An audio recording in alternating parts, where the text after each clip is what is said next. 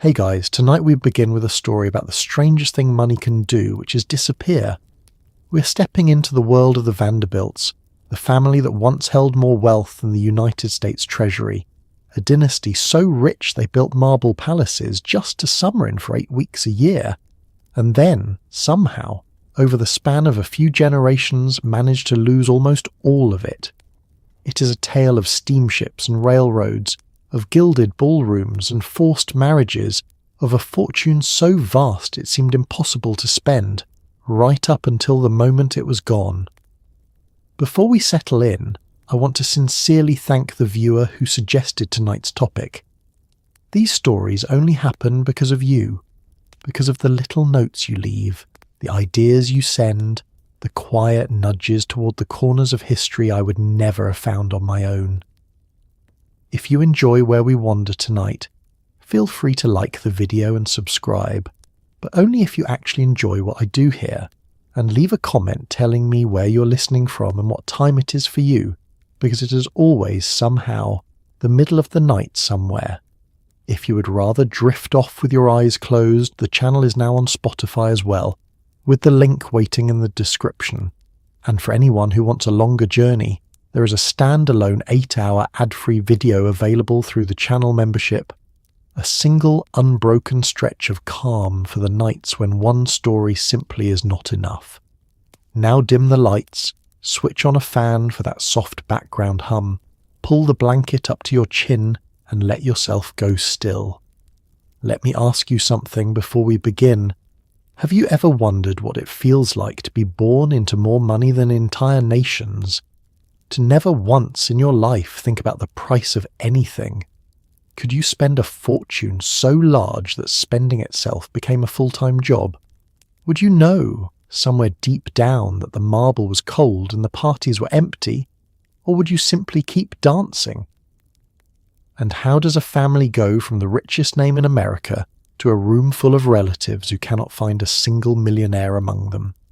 Tonight we follow that fall all the way down, slowly, gently, from the very top. So let the year settle around you.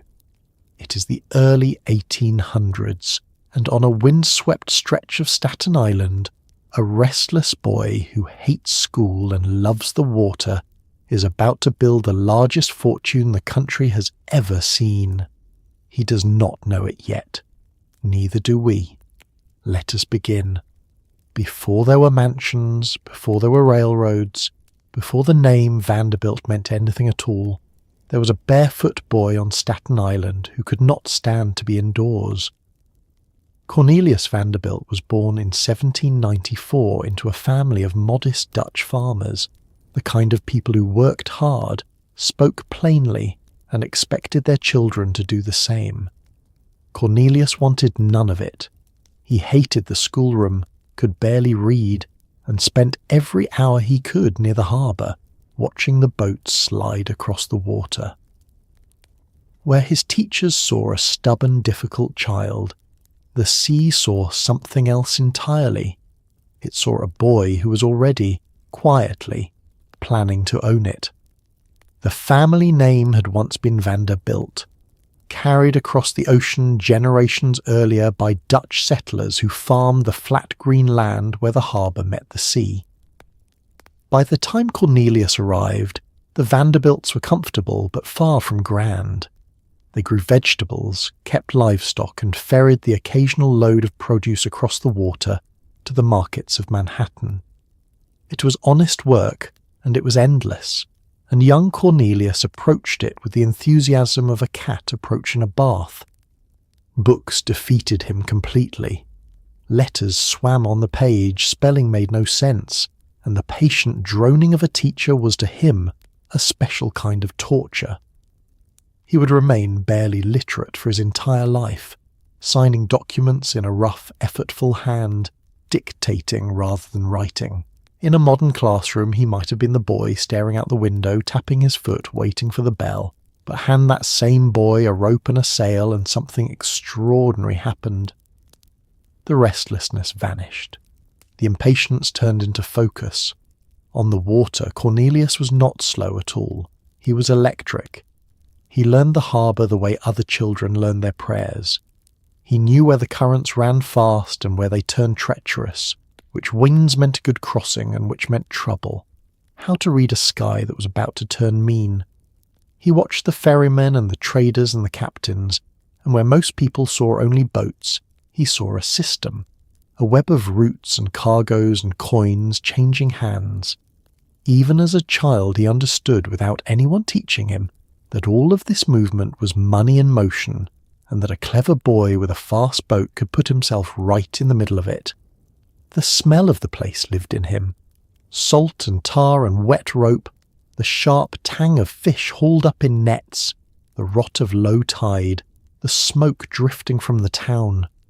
The sounds, too, the creak of timber, the slap of water against a hull, the cry of gulls wheeling over the wharves. To most of his family this was simply the backdrop of a working life.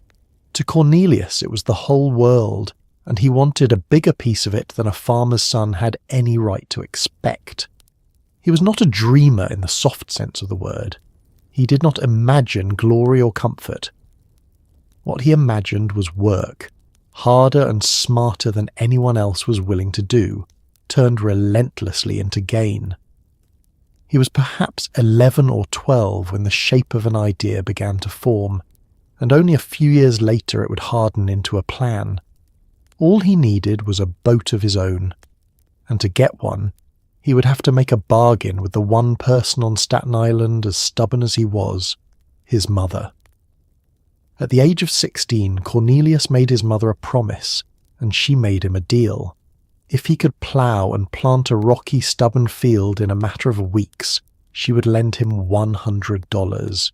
He did it, and with that money he bought a small flat-bottomed boat called a periauger and began ferrying passengers and goods between Staten Island and Manhattan. It was hard, cold, endless work, rowing and sailing across choppy water in every kind of weather. But Cornelius was relentless in a way that unnerved older, softer men. He undercut his rivals, worked longer hours, and never once complained about the cold. The fortune had not begun yet, not really, but the engine that would build it had just roared to life. His mother, Phoebe, was no soft touch. She kept the family's money in a clock and ran the household with a firm hand, and she did not hand out $100 to a teenager on a whim. The field she chose was the worst on the property, stony and neglected, the kind of ground that broke tools and tempers. She expected the task to keep him busy, and perhaps to teach him a lesson about the value of $1. Instead, Cornelius rounded up every friend and neighbour he could bribe or persuade, drove them like a foreman, and had the field cleared and planted before the deadline. He had learned his first great lesson already, that a man who could organise other people's labour could accomplish far more than a man working alone. With the periauger, he threw himself into the ferry trade with a ferocity that his competitors simply could not match. He was on the water before dawn and long after dark. He charged fair prices, kept his boat in good order, and treated a paying passenger like the most important person alive. Word spread fast. If you wanted to cross to Manhattan and you wanted to get there, you looked for the tireless young Vanderbilt boy. Within a single season he had paid his mother back the full $100 and handed her another 1,000 besides. Then came the War of 1812, and with it opportunity. The waters around New York bristled with forts that needed supplying, and the government put out contracts for the boatmen willing to do the runs. The work was often at night, in bad weather, dangerous and unglamorous, which is precisely why Cornelius won it. While others hesitated, he took the hardest routes and the worst hours, and he delivered every time. He gained a reputation not for charm or cleverness, but for something rarer and more valuable, absolute reliability.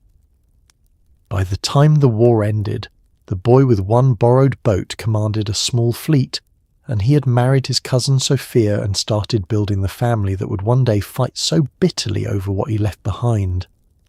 He was still young, still rough, still barely able to read a contract he could negotiate flawlessly by ear. But he had proven the thing he most needed to prove, that his instincts about the water and about money were not the fantasies of a lazy schoolboy. They were the foundation of an empire. He could have spent his life as a prosperous ferryman, respected on the island, comfortable and safe.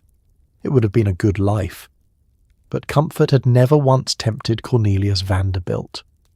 Out on the harbour, a new kind of vessel was beginning to appear, one that did not depend on the wind at all, one that belched smoke and moved against the current under its own strange power. And the moment he understood what steam could do, the ferryman set his sights on something far larger than a fleet of sailboats. As steam power spread across American waters, Cornelius saw the future before almost anyone else, and he threw himself into it with a ferocity that earned him a nickname that would follow him for the rest of his life. They began to call him the Commodore.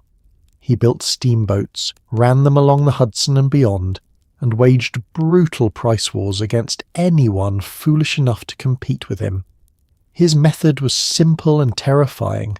He would slash his fares so low that rivals could not survive, then buy them out or wait for them to collapse. He was not cruel for the pleasure of it. He was simply a man who understood, with cold clarity, that in business there was no such thing as mercy. His education in steam began under another man's flag. He went to work for Thomas Gibbons, running a steamboat line that operated in open defiance of a legal monopoly, a monopoly that supposedly gave a single group the exclusive right to steam navigation in New York waters. For years, Cornelius captained Gibbons's boat, dodging authorities, outrunning rivals, learning the business from the deck up. When the great case of Gibbons against Ogden reached the Supreme Court in 1824 and the monopoly was struck down, the waters were suddenly thrown open to anyone bold enough to compete. Cornelius had spent years preparing for exactly this moment. He struck out on his own, and the results were devastating for everyone in his path. He would enter a route, set his prices so low that no profit was possible, and simply endure the losses longer than his competitors could.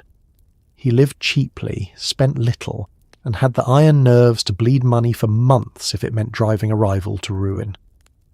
Often the established lines would simply pay him to go away, handing him large sums to abandon a route and take his ruinous fares elsewhere.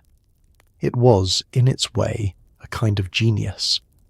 He had discovered that a reputation for merciless competition could itself be sold, again and again, for a fortune.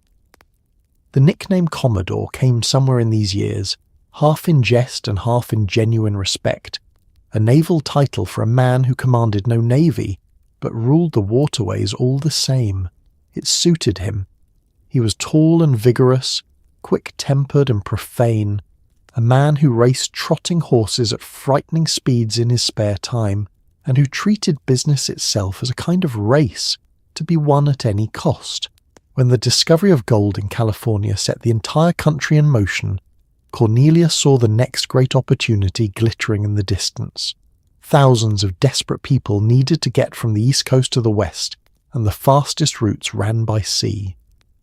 He established a bold line that carried passengers down to Central America, across the narrow neck of land at Nicaragua by river and road, and up the far coast to California, undercutting the established Panama route and pocketing the difference. It was daring, complicated, and immensely profitable, and it made his name known across the entire nation.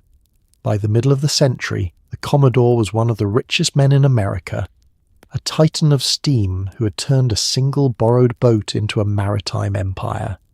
He was well past the age when most men retired to enjoy what they had built, and it was precisely then, at the height of his dominance over the water, that he would make the most surprising decision of his life.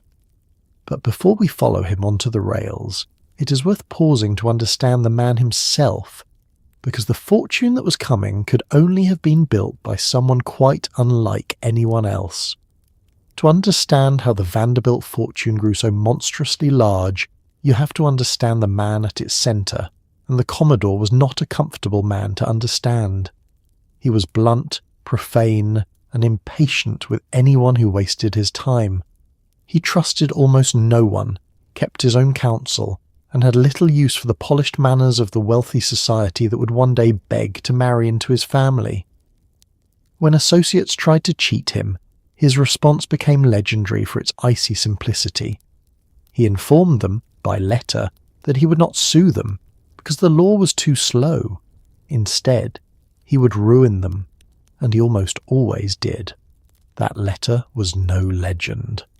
When Cornelius took one of his rare vacations, a grand tour of Europe aboard a magnificent private steam yacht he had built for the purpose, two of his own business associates seized control of his lucrative Central American transit line while his back was turned. They assumed that an ocean and a few months would give them time to entrench themselves. They had badly misjudged their man. On his return, Cornelius did not waste energy on outrage. He sent them a short, cold note informing them that they had undertaken to cheat him, that he would not bother suing because the law moved too slowly, and that he intended simply to ruin them.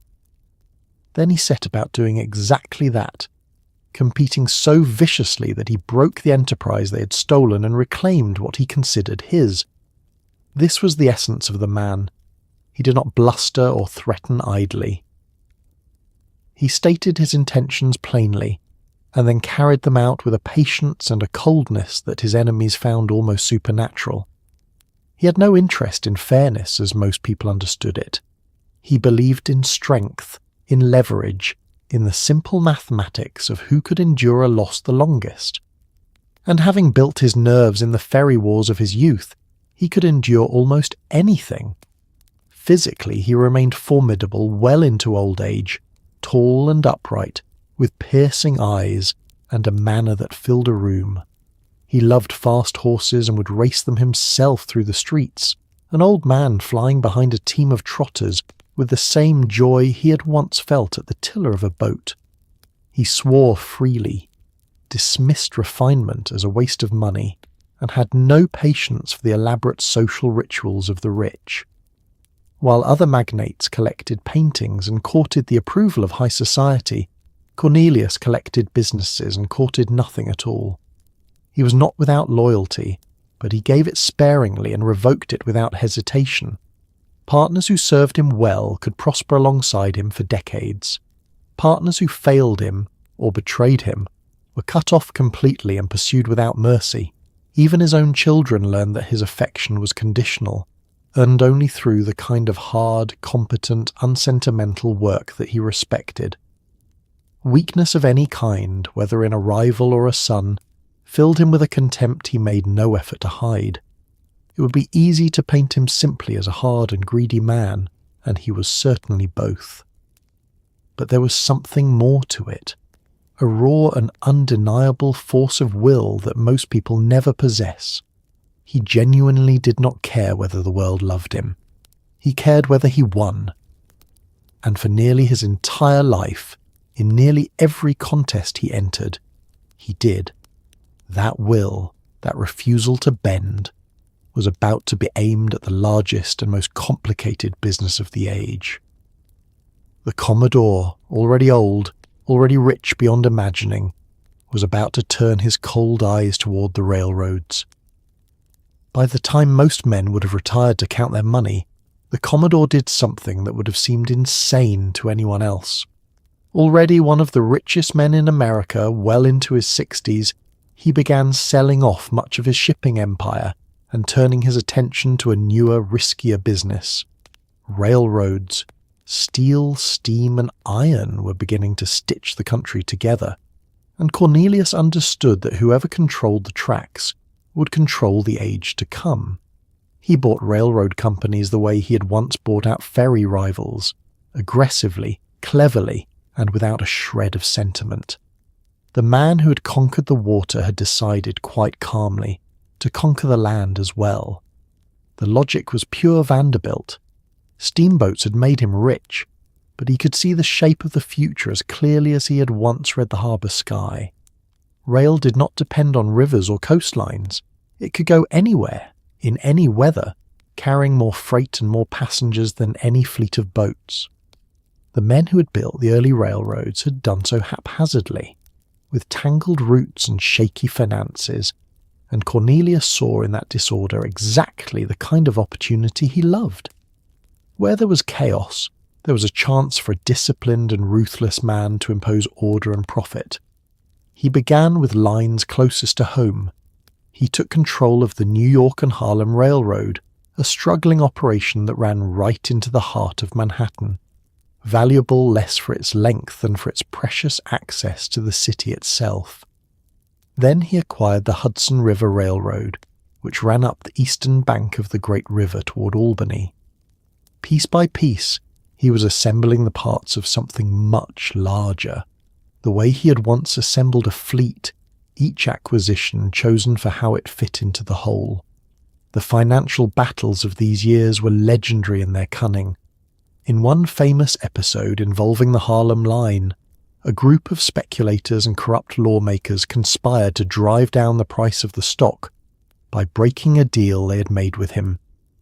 Cornelius, rather than panicking, quietly bought up nearly every available share.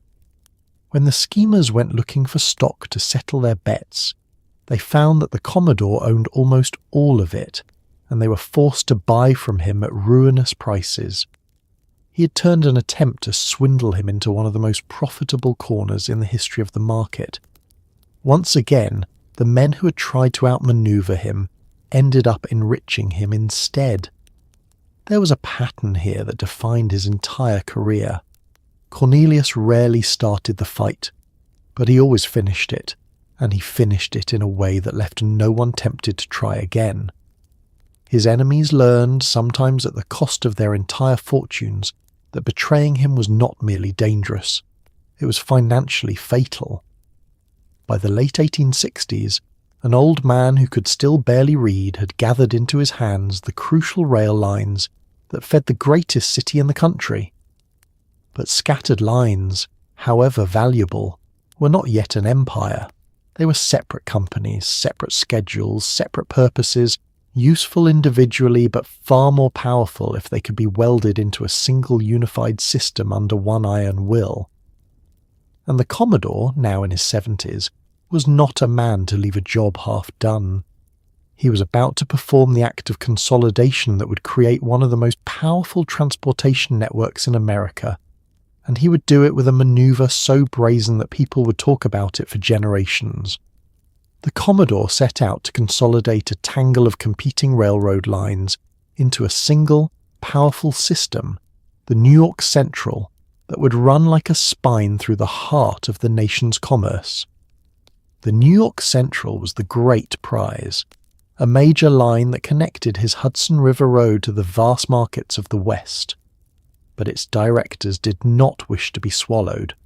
So Cornelius reached for a weapon that only he was positioned to use, and he used it in the dead of winter, at the exact moment it would hurt the most. The New York Central depended on Vanderbilt's Hudson River Railroad to carry its passengers and freight the final stretch into New York City. The connection ran across the river at Albany, and so, one bitter winter, Cornelius simply refused to make the connection. He ordered his trains to stop short of the bridge, leaving the New York Central's passengers and cargo stranded on the wrong side of the frozen river, unable to reach the city that was the whole point of the journey. He claimed, with a straight face, that an old law prevented him from carrying their traffic across. In truth, he was strangling them. The effect was immediate and devastating. The New York Central's business collapsed almost overnight. Its stock plunged. Its directors, humiliated and desperate, understood that the old man had them completely at his mercy, and that he would happily hold them there until they froze. Within a short time they surrendered, and Cornelius took control of the very line that had refused him. He had captured a railroad empire not with a single dollar spent in open battle, but with the simple, merciless act of closing a bridge in January. With the New York Central under his control and joined to his other lines, Cornelius commanded a unified system of extraordinary reach and value. He standardized operations, cut waste, improved the roads, and ran the whole thing with the same tireless attention he had once given to a single ferry boat. Whatever one thought of his methods, he was a genuinely brilliant operator, and the railroads he controlled became more efficient and more profitable under his hand than they had ever been before. To crown the achievement, and to give it a face the world could see, he ordered the construction of a great central depot in New York City, an enormous structure of iron and glass rising over the tracks, gathering his lines together beneath a single magnificent roof. Grand Central, as it came to be known, opened in the early 1870s and announced to the entire country that the Vanderbilt name now belonged not just to a rich man, but to the very infrastructure of the nation. Travellers passed beneath his roof by the thousands. The name was no longer merely wealthy. It was woven into the map itself. There is a certain grandeur to what the Commodore built in the last chapter of his working life, and a certain irony too. This profane, half-literate old man who cared nothing for beauty and scorned the refinements of society had created something that would outlast every mansion his descendants would ever build. The palaces would fall, the great station, rebuilt and beloved, would endure.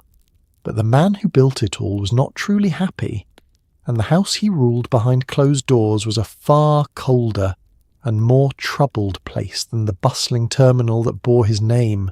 To understand the fall that was coming, we must step out of the boardroom and into the family, where the Commodore's greatest failures quietly waited.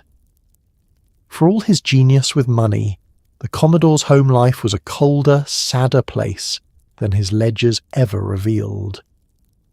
He married his cousin Sophia Johnson when they were both young, and together they had 13 children, a house full of sons and daughters who grew up in the enormous shadow of a father who rarely offered warmth.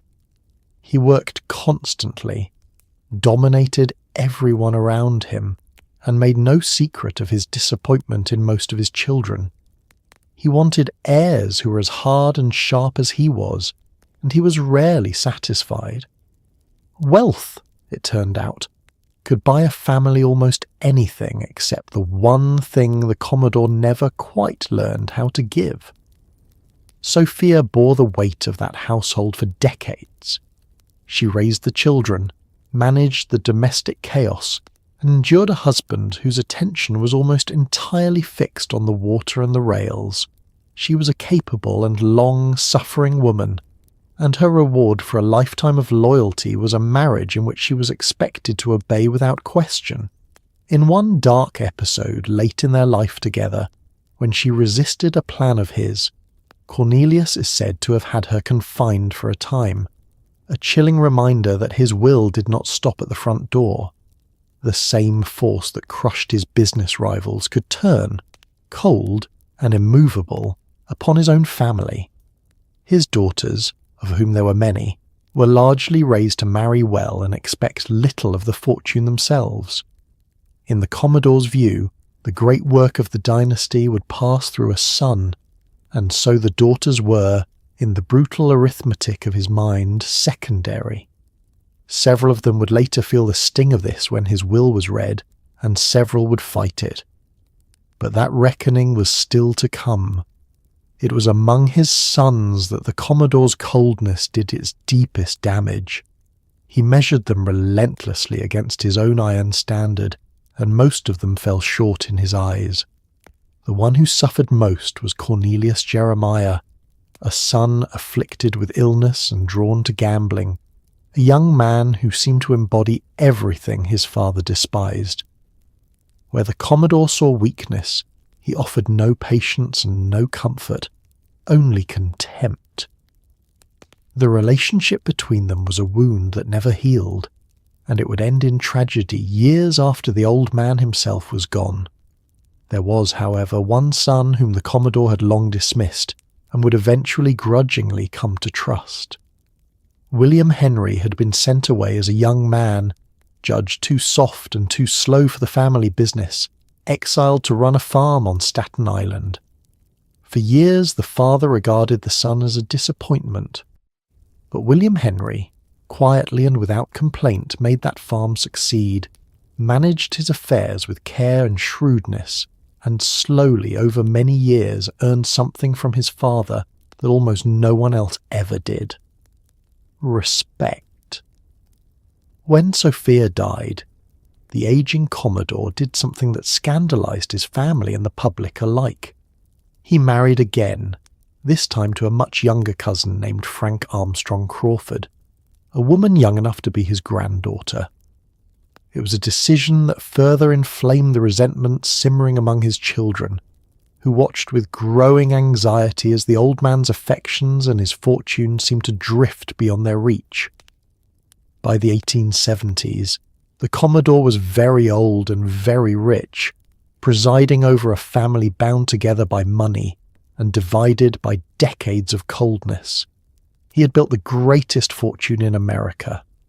What he had not built was a family capable of holding it, and when death finally came for him, the true shape of his intentions would be revealed, and the long, bitter struggle for the Vanderbilt fortune would begin.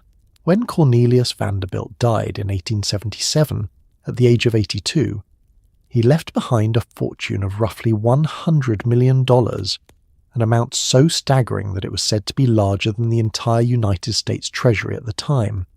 No American had ever died so rich. But the Commodore, ever the ruthless strategist, did not divide his empire fairly among his 13 children. He believed that splitting a fortune weakened it. So he made a decision that would break hearts, ignite lawsuits, and shape the family's fate for a century to come. He left almost everything to a single son. His final illness was long and painful, and he faced it with the same stubbornness that had defined every other struggle of his life. He clung on for months, tended in his New York home, refusing to surrender easily even to death. Outside, the newspapers speculated endlessly about the size of his fortune and the contents of his will, for the whole country understood that the passing of the Commodore was not merely the death of a man, but the transfer of an almost unimaginable amount of wealth and power. When he finally died in the first days of the new year, the news travelled across the nation within hours. The reading of the will confirmed what many had feared and few had dared to say aloud. Of the roughly $100 million, the overwhelming majority, some $95 million, went to his son William Henry. A further portion was set aside for William Henry's sons, ensuring that the fortune would remain concentrated in that single branch for another generation. The rest of the Commodore's enormous family, his many daughters and his other sons, received comparatively modest bequests, sums that would have been fortunes to ordinary people, but that looked like insults beside the mountain handed to William Henry. The reasoning behind this was cold and consistent with everything the Commodore had ever believed. He had watched other great fortunes crumble when they were carved into equal pieces and scattered among heirs, each portion too small to hold real power. He was determined that his empire would not suffer the same fate.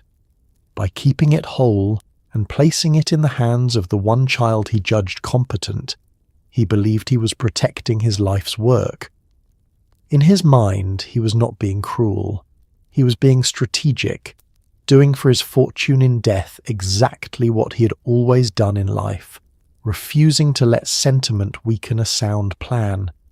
He could not have known, or perhaps did not care, that he was also planting the seeds of decades of bitterness. To be born a Vanderbilt was now to inherit not only the possibility of wealth, but the near certainty of resentment, of feeling passed over, of measuring oneself against a sibling or a cousin who had received more.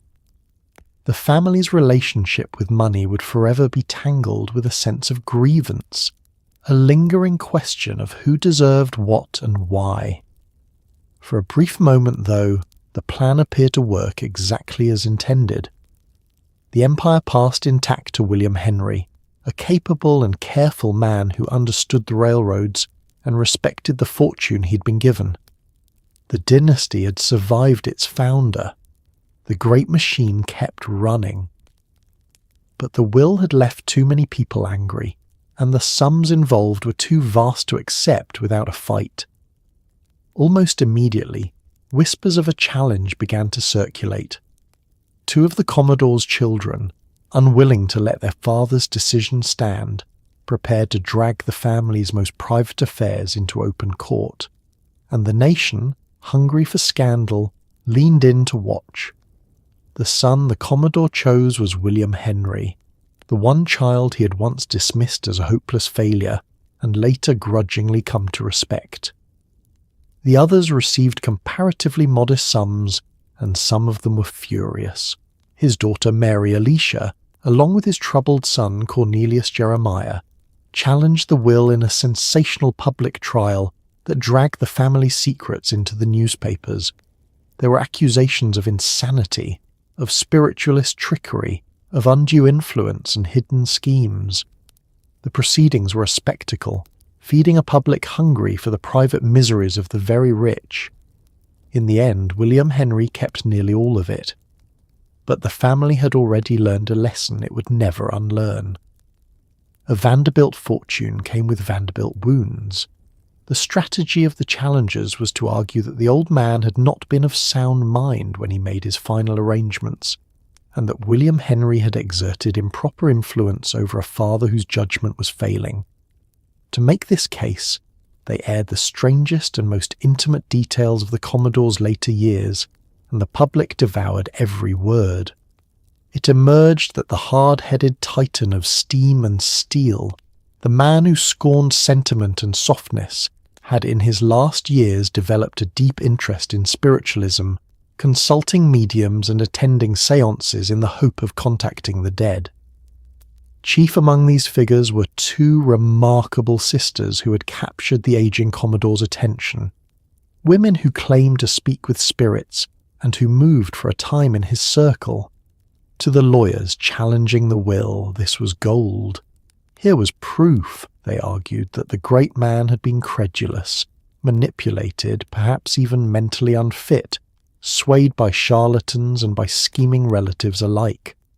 They painted a portrait of a fortune stolen from its rightful heirs by trickery and undue pressure. William Henry's defence was calmer and, in the end, far more effective.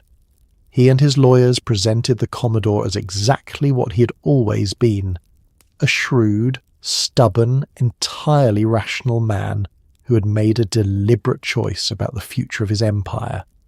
Interest in spiritualism, however eccentric, did not make a man insane, and the concentration of the fortune was perfectly in keeping with everything the Commodore had believed his whole life.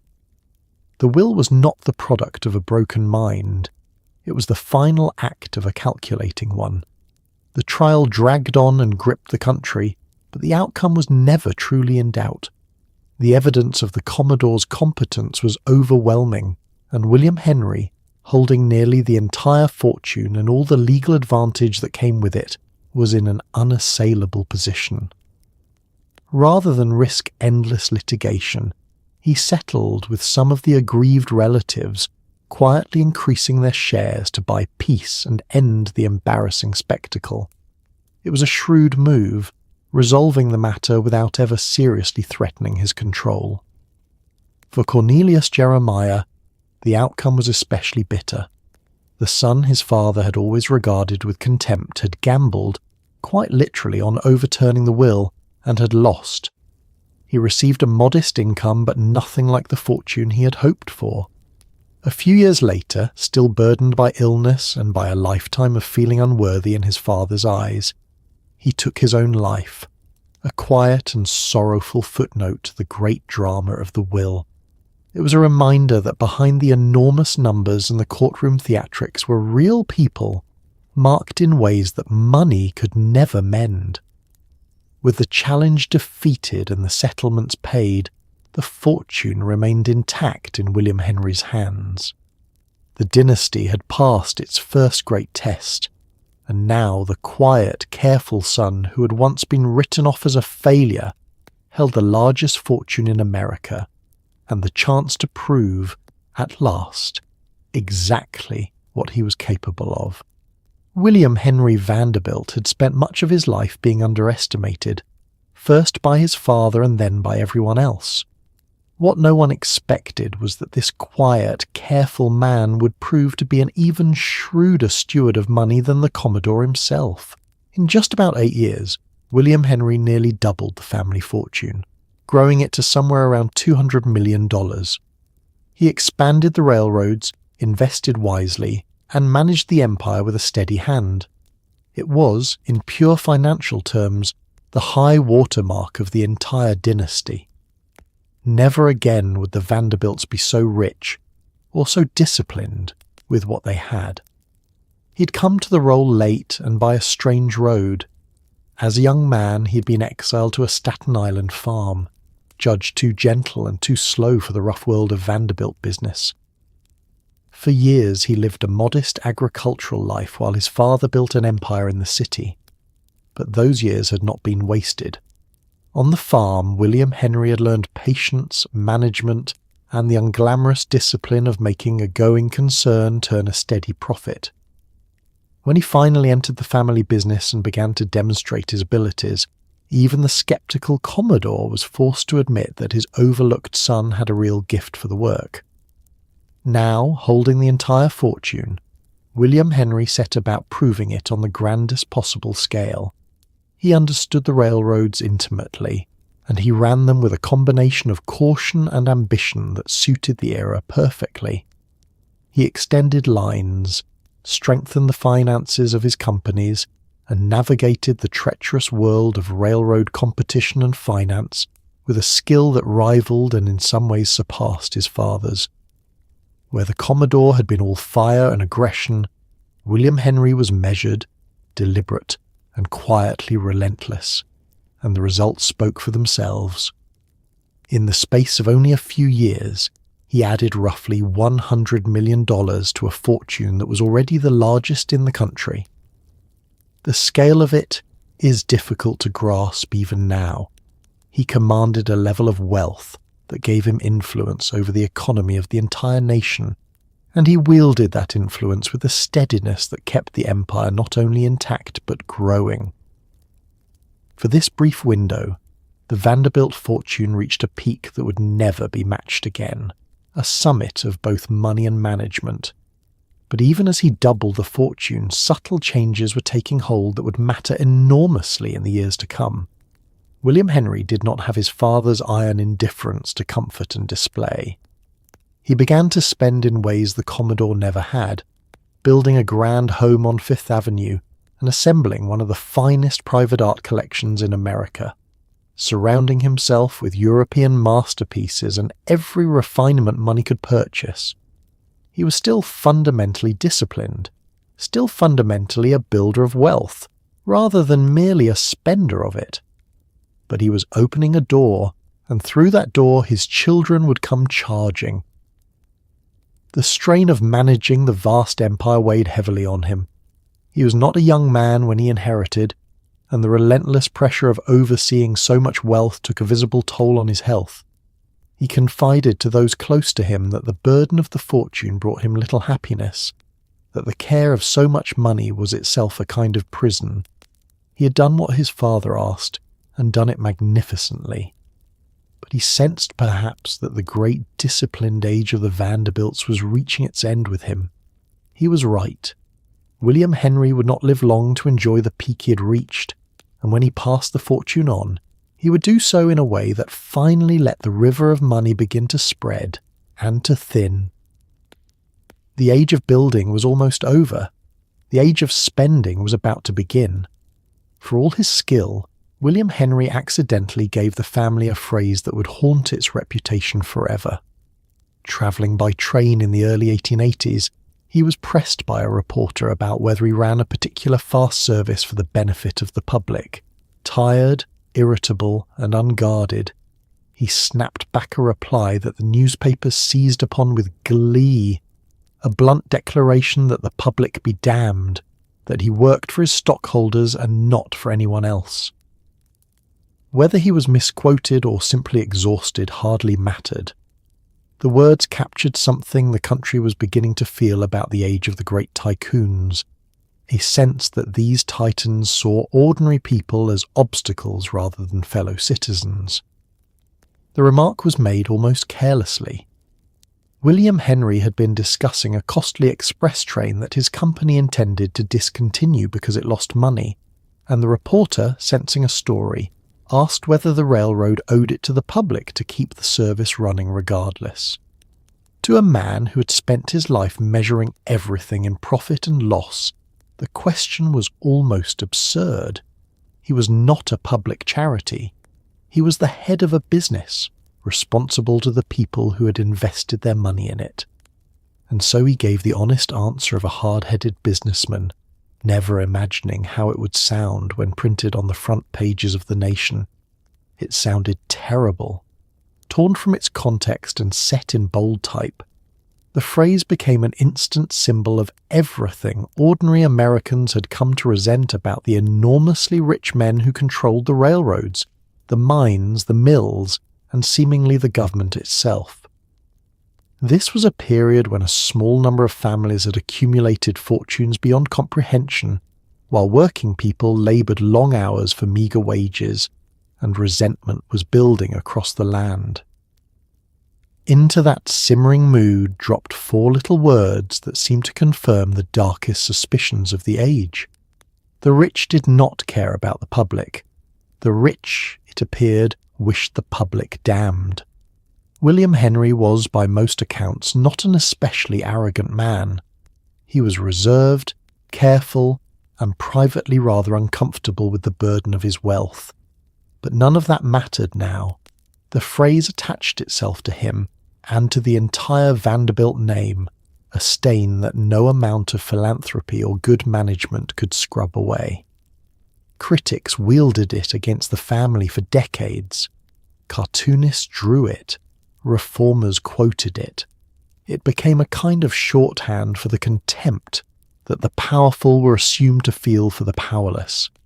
There is something almost tragic in the way a single weary sentence could outweigh a lifetime of genuine achievement.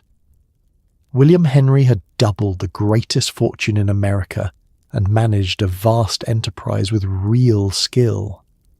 Yet what the public would remember was not his competence, but his contempt, real or imagined, expressed in an unguarded moment on a moving train. In an age before careful public relations, before the polished management of a family image, a rich man could destroy his reputation with a shrug and a sentence. The episode revealed a truth that the Vanderbilts would learn again and again in the years to come. Their money made them visible, and their visibility made them targets. Every extravagance, every misstep, every careless word would be magnified and remembered. The higher they climbed, the more the world watched, and the world was not inclined to be kind. William Henry had felt the sting of that scrutiny sharply.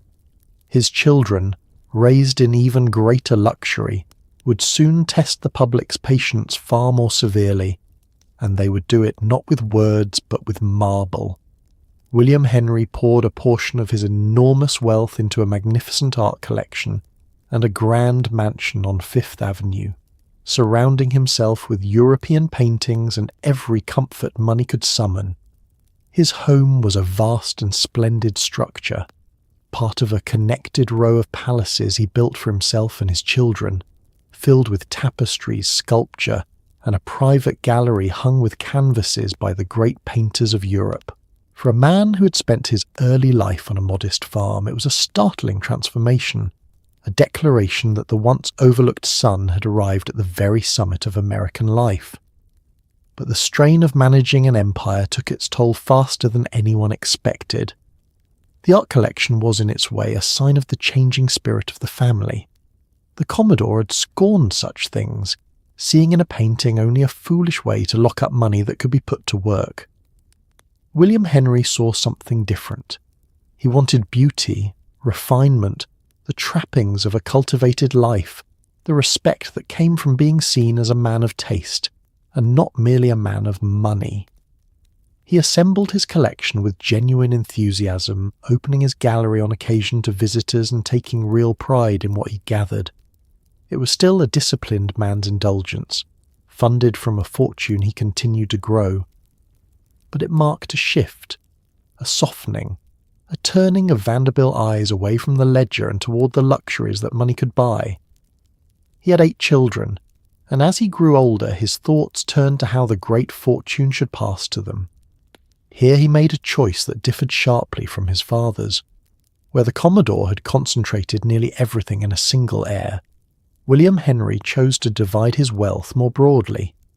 His 4 daughters and his 4 sons all received substantial fortunes, generous provisions that would have made any of them rich beyond the dreams of ordinary people.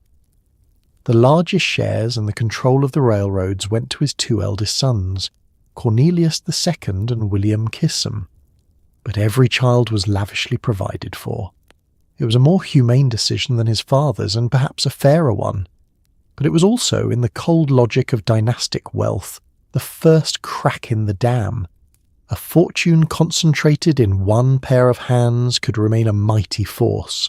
A fortune split among 8, and destined to split again among their many children, would inevitably thin with each passing generation. William Henry, in his fairness, had begun the very process of division that his father had fought so hard to prevent. His end came suddenly and without warning.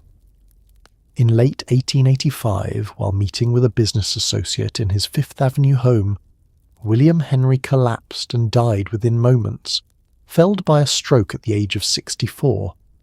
He had held the great fortune for only about 8 years, years in which he had doubled it, and then quietly begun to disperse it. The disciplined age of the Vanderbilts died with him, there on the floor of his splendid mansion surrounded by the paintings he had loved. He left behind children who had never known anything but immense wealth, who had never rowed a ferry against the cold current or endured a price war or worked a stubborn farm into profit. They inherited the money and the name, but not the hunger, and not the discipline. The fortune was now theirs to enjoy, and enjoy it they would.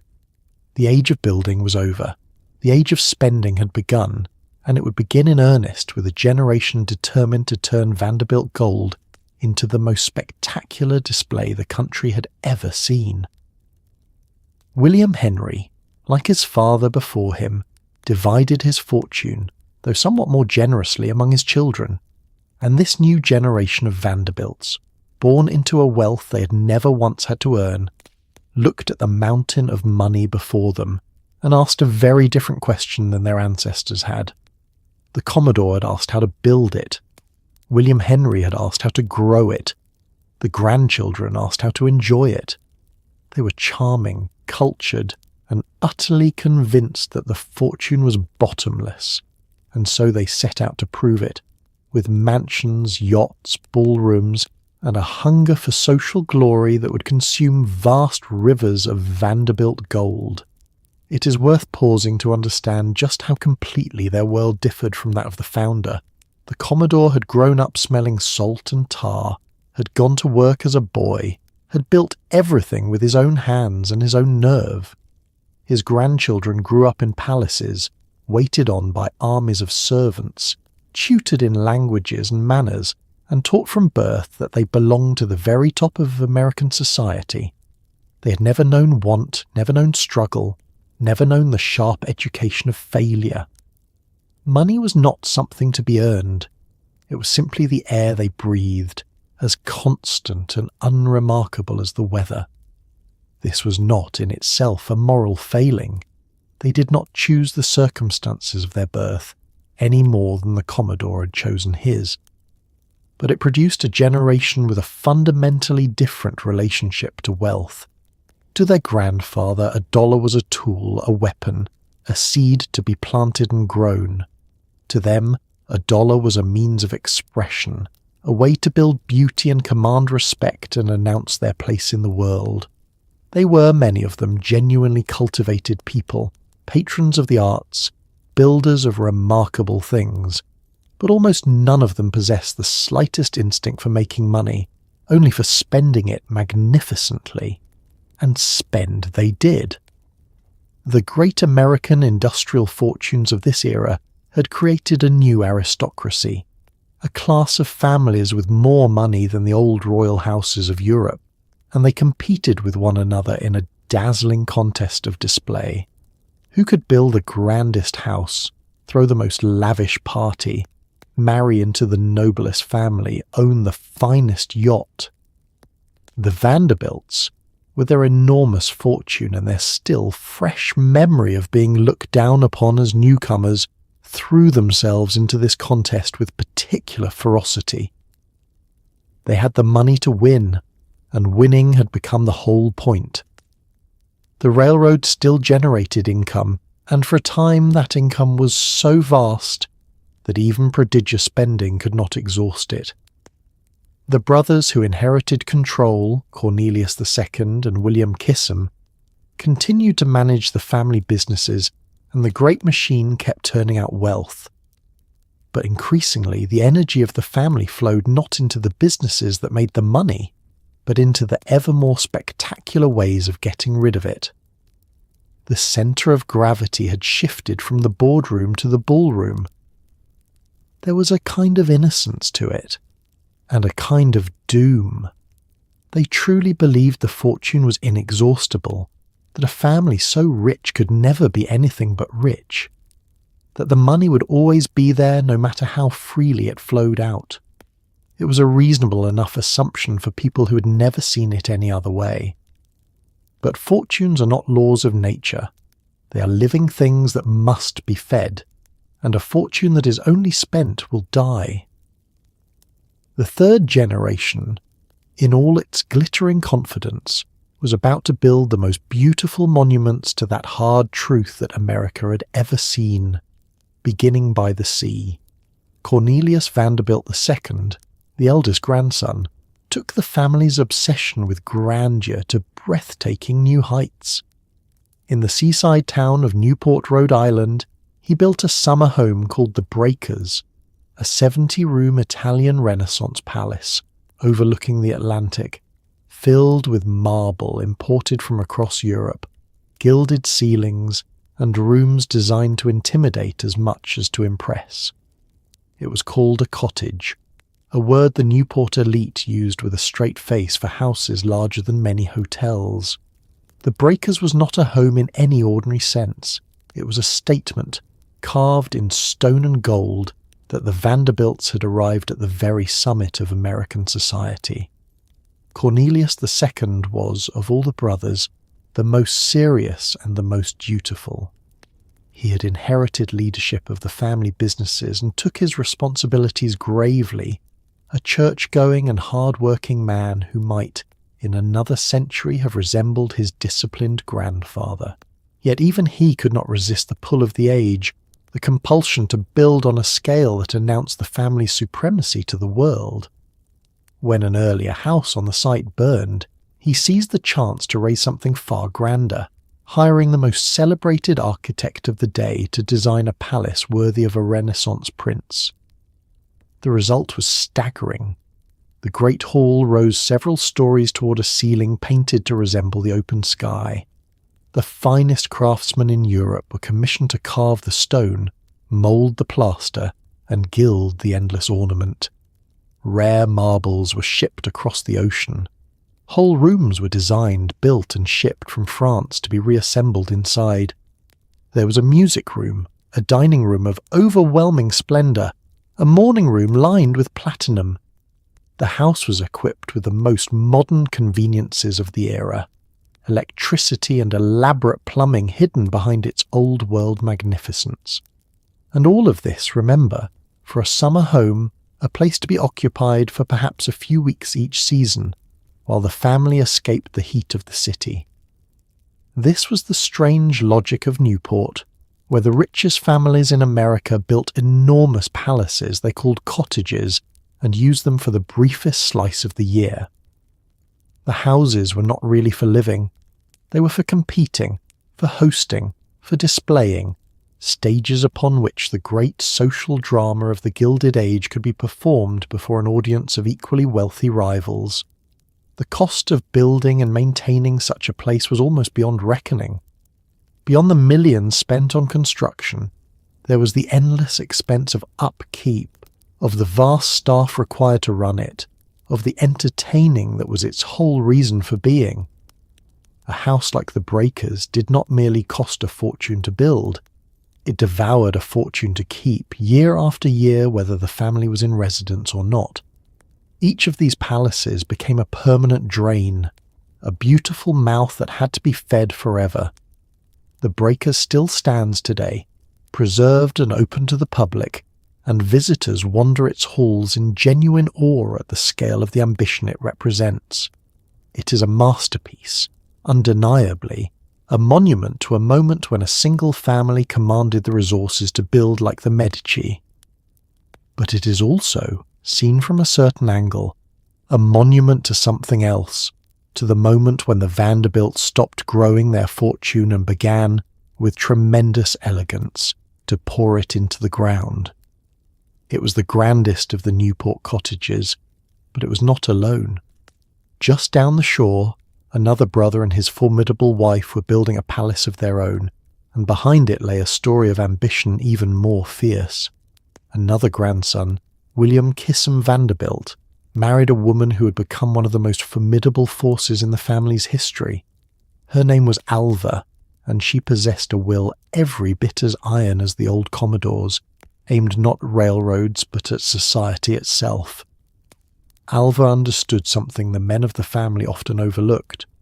The Vanderbilts had all the money in the world, but the oldest, snobbiest circles of New York society still looked down on them as vulgar newcomers, tradespeople who happened to be rich.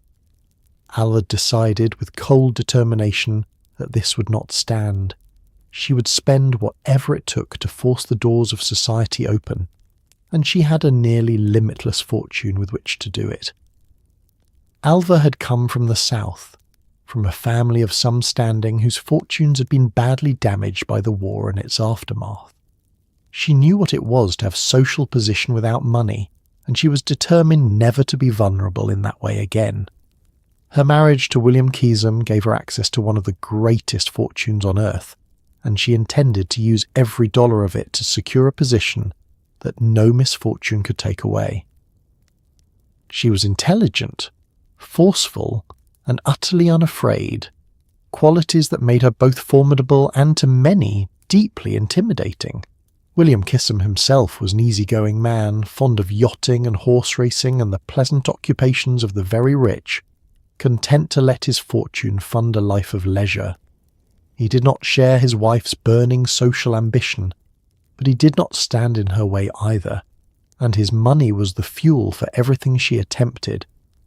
In this partnership, it was clearly Alva who supplied the drive.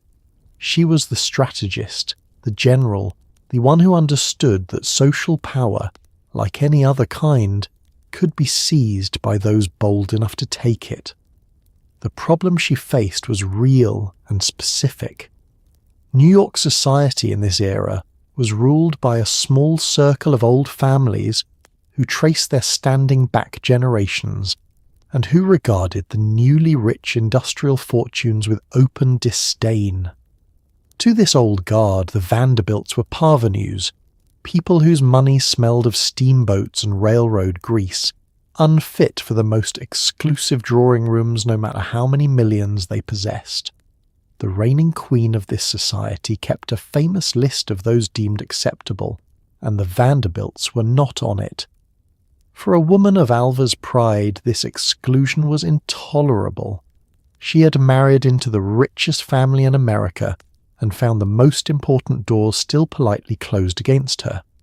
Money alone, she realized, was not enough. Society had to be conquered the way her husband's grandfather had conquered the railroads, through strategy, force of will, and a willingness to spend on a scale that left rivals reeling. She would not beg for acceptance. She would compel it. Her plan took shape around a single spectacular event, a party so grand and so exclusive that all of New York would be desperate to attend, a party she could use as a weapon to break open the closed ranks of the old aristocracy. It would cost an astonishing sum, more than most families earned in a lifetime, spent on a single night of costumes and music and display. But Alva understood that this was not really about a party at all. It was about power, about forcing the queen of society herself to acknowledge the Vanderbilts as equals, and she had chosen her moment and her method with the precision of a born commander. The night she planned would become one of the most famous in the history of American high society.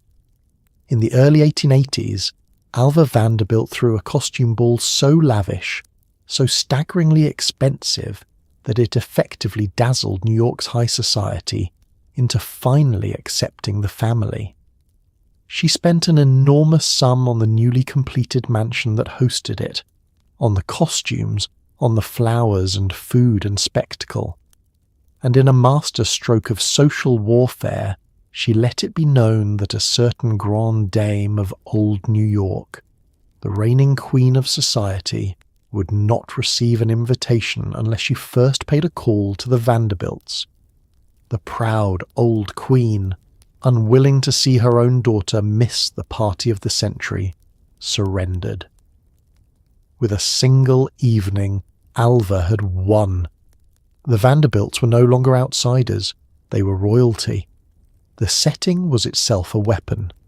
Alva had commissioned a vast and beautiful mansion on Fifth Avenue, a French chateau rising among the brownstones of Manhattan, and she timed the completion of this palace to coincide with her great social offensive. The house was designed to overwhelm, and it did. When the guests arrived on the night of the ball, they entered a world of imported stone and carved wood, and every luxury money could summon, a stage set worthy of the drama Alva intended to perform. The ball was planned on a scale New York had never witnessed. More than 1,000 guests were invited, dressed in elaborate costumes commissioned from the finest dressmakers, some so intricate they took months to prepare. There were quadrilles rehearsed for weeks, rooms filled with fresh flowers, music and dancing and feasting that continued deep into the night. The newspapers, given careful advance word, worked the public into a frenzy of anticipation. To be invited was to be confirmed as a member of the very highest society. To be left out was a humiliation. And here Alva sprang her trap. The daughter of the reigning queen of society longed desperately to attend, as did all the young people of the fashionable set. But Alva let it be understood that no invitation could be extended to the young woman, because her mother had never formally called upon Mrs. Vanderbilt, had never acknowledged the family socially at all. In the rigid etiquette of the time, this was a devastating manoeuvre. The great lady could not secure her own daughter's place at the most important event of the season without first humbling herself, without paying the very social call she had for years refused to make. Faced with her daughter's distress and the prospect of being excluded from the event everyone would be talking about for years, the queen of society capitulated. She sent her card to the Vanderbilt house, the small but enormous gesture that signified formal recognition, an acknowledgement that the family was now to be counted among the acceptable. It was a total victory. In forcing that single call, Alva had compelled the old aristocracy to open its ranks and admit the Vanderbilts as equals. The exclusion was over, the doors were open, the ball went ahead in triumph, a glittering spectacle that fixed the family's social supremacy in the public mind and cemented Alva's reputation as a woman who took what she wanted. She had spent a fortune to win a single night, but she understood, correctly, that the night bought something that no ordinary purchase could, a permanent place at the pinnacle of society. It was, in its way, a brilliant investment, though of a strange and intangible kind. Yet there was an emptiness at the heart of the victory that would become clearer with time. Alva had conquered society, but society was a kingdom made of appearances, and appearances could not fill a marriage or a heart. Having won the great social prize, she would soon reach for another, and this time the cost would be measured not in dollars, but in the happiness of her own child. First, though, she wanted a monument, a house even grander than the one that had hosted her triumph. Not content with conquering society, Alva demanded a monument to match her triumph. William Kissam built her marble house in Newport, a dazzling white palace inspired by the great buildings of Europe, constructed with enormous quantities of white marble at a cost that would be almost unthinkable, even by the standards of the ultra-rich. It was presented as a birthday gift.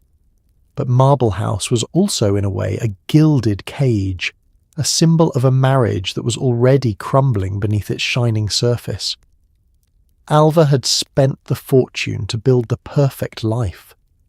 What she was discovering, room by empty marble room, was that grandeur and happiness were not at all the same thing. The house was extraordinary even by the standards of the age.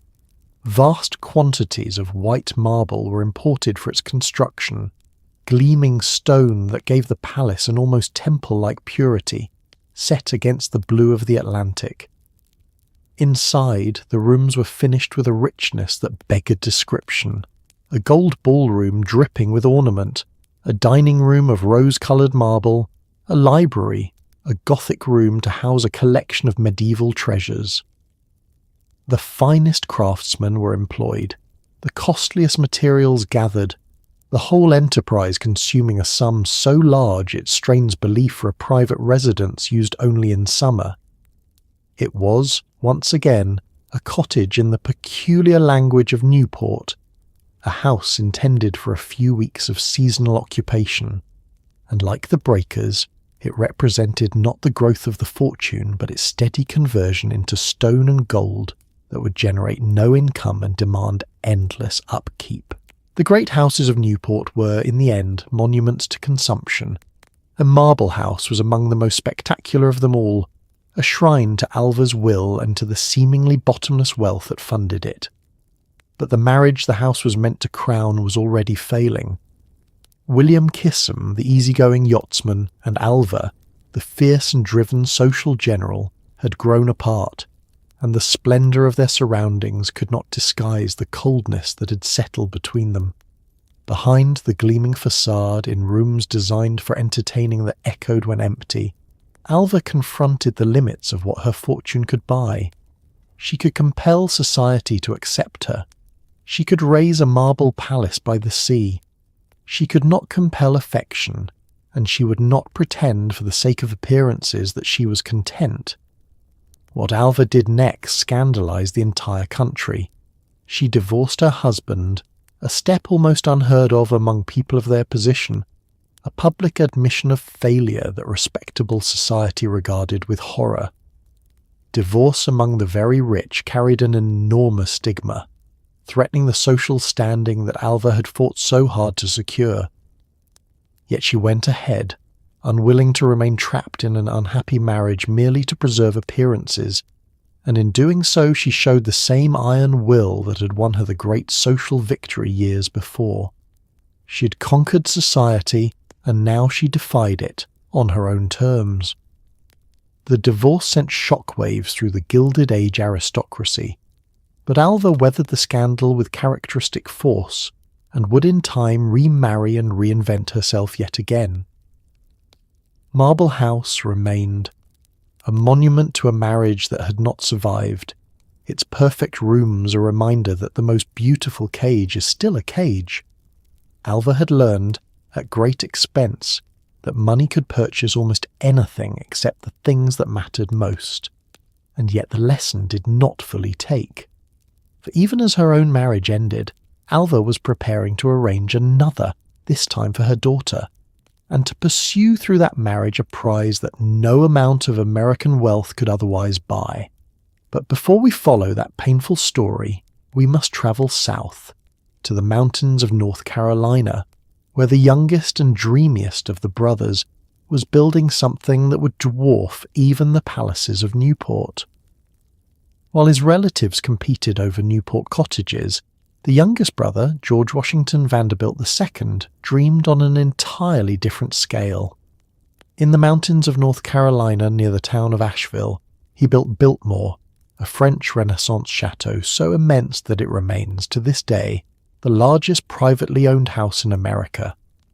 It had hundreds of rooms, its own working estate, gardens, forests and farms, a private kingdom carved out of the wilderness. George filled it with treasures and surrounded himself with beauty. But maintaining a house of that size devoured money at a frightening rate, year after year after year, and it stood as the ultimate expression of a family that had forgotten how to do anything but spend. George was different from his brothers, a quiet, scholarly, bookish man with little interest in business and a deep love of art, literature, and the finer things of life. He spoke several languages, read voraciously, and had the sensibility of a collector and an aesthete rather than a captain of industry. Where his grandfather had built railroads and his brothers built social empires, George wanted to build something beautiful and lasting, a great house set in a landscape of his own making, a retreat from the noise of the modern world. He chose a vast tract of land in the Blue Ridge Mountains and set about creating quite literally his own domain. He engaged the most celebrated architect of the day, the same man who had designed the great Vanderbilt palaces and the most famous landscape designer in the country to shape the grounds. Whole forests were planted and managed. The house itself was modelled on the grand chateau of the French Renaissance, rising with hundreds of rooms out of the mountain landscape, a European fantasy transported to the American South. The scale defies easy description. There were dozens of bedrooms, a banquet hall of cathedral proportions, a library housing thousands of volumes, indoor novelties like a swimming pool and a bowling alley that were astonishing for the time, and every modern convenience the era could provide. The estate surrounding the house sprawled across an enormous expanse of land, complete with working farms, a dairy, forests managed on scientific principles, and villages for the many people employed to run it all. It was not merely a house, it was a self-contained world, a private principality answerable to no one but George himself, and it swallowed money without end. Biltmore was staggeringly expensive to build, but the true burden lay in keeping it. An estate of that magnitude required a vast staff and constant expenditure simply to maintain, and it produced almost nothing to offset the cost. George had poured an enormous share of his inheritance into a creation of surpassing beauty that was, in cold financial terms, a bottomless drain. The most magnificent private house in America was also one of the most ruinous, a perfect emblem of a family that could conceive of no better use for its fortune than to convert it into splendour. In time, the sheer cost of the place would force painful decisions, the sale of land, the search for ways to make the estate pay for itself. George's dream was genuine and in many ways admirable, a work of real artistic vision. But it was also the clearest possible sign of how far the family had travelled from the hard practicality of its founder. The Commodore had built things that made money. His grandson built the grandest thing of all, and it did nothing but consume it. Biltmore was the crown, the ultimate house. But it was only the most extreme example of a family-wide compulsion, one that had transformed an entire stretch of the greatest avenue in New York into a row of palaces, each one a fortune standing on end. Along Fifth Avenue in Manhattan, the Vanderbilts built a stretch of mansions so grand that the street came to be known, informally, as Vanderbilt Row. One after another, these limestone and marble chateaux rose up, each grander than the last, filled with tapestries and paintings and staircases fit for kings. To walk that avenue in the 1890s was to walk past the concentrated wealth of a single family, displayed for all the world to envy. It seemed permanent, eternal, unshakable. And yet, within a few short decades, nearly every one of those glittering palaces would be torn down, reduced to rubble, and replaced.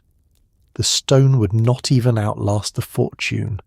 The building had begun with the earlier generation and accelerated wildly among the grandchildren. William Henry had raised his connected palaces, and his sons and their families followed, each determined to construct a residence worthy of the Vanderbilt name. Along the most fashionable blocks of Fifth Avenue, the family created a corridor of magnificence unlike anything else in America, a private display of dynastic power written in the most expensive materials available. The houses were extraordinary. There was the great Chateau Alvar had built to launch her social conquest, its French turrets rising incongruously above the Manhattan street. There were mansions modelled on European palaces, filled with imported panelling and painted ceilings and galleries of art. Behind their grand facades lay ballrooms and libraries and dining rooms designed to host the glittering society the family now commanded. Each was staffed by dozens of servants, maintained at colossal expense, and occupied, often, for only part of the year while the family migrated between city, seashore, and country. For a time, Vanderbilt Row was one of the wonders of the city, a place where sightseers came simply to gaze at the homes of the fabulously rich. It represented the high tide of the family's visible power, the moment when their wealth seemed to have reshaped the very fabric of New York itself. To live on that avenue, in one of those palaces, was to stand at the absolute centre of American society, admired and envied by all. But the palaces carried within them the seeds of their own destruction, and not only through the ruinous cost of their upkeep. The city itself was changing around them. Manhattan was growing, and the fashionable stretches of Fifth Avenue were becoming ever more valuable as commercial property. The land beneath the mansions was worth staggering sums to developers eager to raise office towers and grand stores. A family house, however magnificent, could not compete economically with the fortune that could be made by selling the ground it stood on. As the fortune thinned and the cost of maintaining these palaces became harder to justify, the pressure to sell grew irresistible. One by one, over the following decades, the great Vanderbilt houses would come down, demolished to make way for the relentless advance of the modern city. The imported panelling would be stripped out and sold, the art dispersed, the marble hauled away. The corridor of palaces that had seemed so permanent would vanish almost completely, leaving barely a trace on the avenue it had once dominated. There is a hard lesson buried in the story of Vanderbilt Row, one the family was slow to learn.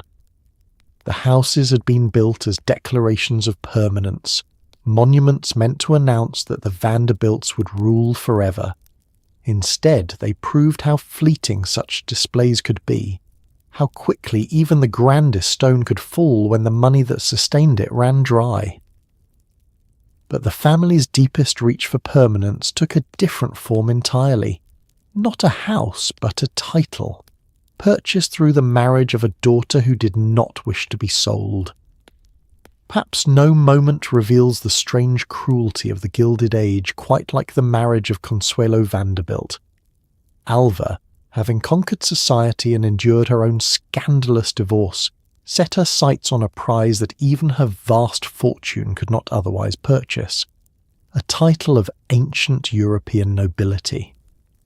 She arranged for her daughter Consuelo to marry the Duke of Marlborough, a British aristocrat who needed Vanderbilt money to save his crumbling ancestral estate. There was only one problem. Consuelo was in love with someone else, and she did not want the Duke at all. Her mother's response was not persuasion. It was pressure so relentless, so absolute, that the young woman finally broke. Consuelo was, by all accounts, a lovely and gentle young woman, tall and graceful, raised in the most privileged circumstances imaginable, and yet given very little say over her own life. Her mother had determined from early on that Consuelo would make a great match, a marriage that would carry the Vanderbilt name into the oldest ranks of the European aristocracy. For Alva, this was the ultimate ambition, a prize higher even than the social throne of New York. American money married to a British dukedom would place the family among the true nobility of the world. But Consuelo had fallen in love with a young American gentleman, and she hoped to marry him and live a life of her own choosing. When her mother learned of this attachment, she moved to crush it with a ferocity that revealed the full force of her will. Consuelo was kept from the man she loved, monitored, isolated, and subjected to relentless pressure to accept the marriage her mother had arranged. It was a battle of wills between a determined mother and a daughter who lacked the power to resist her. The Duke, for his part, had his own reasons for the match, and they had little to do with affection. His noble title came with a magnificent but enormously expensive ancestral estate, a great house that his family could no longer afford to maintain. Like a number of impoverished European aristocrats of the era, he looked across the Atlantic to the daughters of American millionaires, young women whose families possessed the fortunes that could restore a crumbling estate in exchange for the prestige of an old title. It was a transaction dressed as a romance, and both mothers and matchmakers on either side understood it perfectly well. The pressure on Consuelo was unrelenting, and accounts of it are painful to consider even now. She was made to understand that resistance was futile, that her own wishes counted for nothing against her mother's determination, that she would marry the Duke whether she consented gladly or not. Worn down at last, isolated from the man she loved, and overwhelmed by a mother whose will she had never once succeeded in opposing, the young woman surrendered. She agreed to the marriage she did not want. There is something deeply telling in this episode about what the pursuit of grandeur had done to the family. The fortune that had begun with a boy rowing passengers across a harbour was now being used to purchase a title by breaking a daughter's heart. The same iron will that had built social triumph out of a costume ball was now aimed at a young woman who wanted only the freedom to love as she chose. Money had become not a tool of building but an instrument of coercion, capable of bending even a child to a parent's ambition. The wedding would go ahead in grand style, a spectacle for the public and a triumph for Alva. But the bride wept, and the marriage that money had arranged would prove, across the ocean in a great cold English house, to be exactly the joyless bargain that everyone but Alva seemed to foresee. Consuelo married the Duke in 1895, weeping behind her veil, and sailed away to England to become a duchess. On paper, it was the ultimate triumph, an American heiress transformed into European nobility, her family's money exchanged for one of the oldest titles in Britain. In reality, it was a joyless arrangement between two people who did not love each other, bound together by an estate that needed cash, and a mother who needed status. Consuelo lived in vast, cold English halls, admired by the world and profoundly unhappy within. Her story became the truest symbol of what the fortune had become, a tool for buying things that could never actually be bought, including love, belonging, and peace. The bargain was made explicit in the marriage settlement. An enormous sum in railroad securities passed to the Duke, along with a generous yearly income, money that flowed directly into the maintenance of his magnificent but crumbling ancestral home. The great house had stood for centuries, a monument to English history, and it was Vanderbilt gold earned from steamships and rails that now kept its roof from falling in. The Duke had what he needed. Consuelo had a title. Neither had chosen the other out of anything resembling affection. Life inside the great house proved as bleak as the arrangement that had produced it. The palace was enormous, draughty, and steeped in centuries of tradition that left little room for the wishes of a young American woman who'd been given no real say in her own marriage. Consuelo moved through its endless rooms as a stranger, performing the duties of a duchess, bearing the airs the position required, and enduring a husband with whom she shared no genuine warmth. She was one of the most envied women in the world, and one of the loneliest. To the public, she was a dazzling success, the American girl who'd become British nobility, photographed and admired, and held up as the pinnacle of what the great fortunes could achieve. But the admiration only deepened the isolation. She could not confess the truth of her situation without shattering the illusion that everyone around her wished to preserve. So she carried the unhappiness privately, behind the composed and gracious manner that her position demanded, a prisoner in a palace whose bars were made of expectation and appearance. In time, Consuelo found her own quiet forms of purpose. She threw herself into charitable work, using her position to improve the lives of the poor and to champion causes she believed in, discovering in service a meaning that her marriage had never provided. There was real substance to her, a compassion and intelligence that the role of ornamental duchess had never allowed the world to see. She was more than the prize in a transaction, though it had taken her years to reclaim that truth for herself. Eventually, the marriage that had never been a marriage in any true sense came apart. Consuelo and the Duke separated, and after many years the union was formally dissolved. Later she married a man she genuinely loved and found, at last, something like the happiness that had been denied her as a girl. She lived a long life and wrote, in her later years, a memoir that looked back with clear eyes on the glitter and the cost of the world she'd been raised in. Her story lingers as one of the most poignant in the whole family history, a warning written in a daughter's tears. The Vanderbilt fortune had reached its most extravagant ambition, purchasing entry into the ancient nobility of Europe.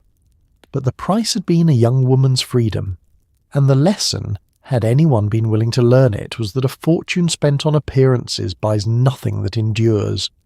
Here is the quiet mathematics that doomed the Vanderbilts. The Commodore had kept his empire whole by giving it to one heir, but each generation after him divided the fortune among more and more children, splitting the great river of money into smaller and smaller streams. At the same time, the family had stopped building wealth and started only spending it. The railroads that had generated the money were no longer expanding empires but aging businesses in a changing world. Mansions produced no income. Yachts earned nothing. Art hung on walls doing beautiful, expensive nothing. A fortune that is only spent and never grown and endlessly divided has just one possible destination.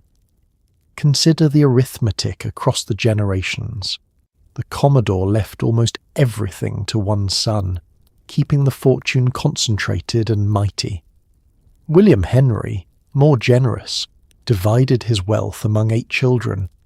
Those children in turn had children of their own, and the great sum that had once stood undivided was now split into ever smaller portions, each heir receiving a fraction of a fraction.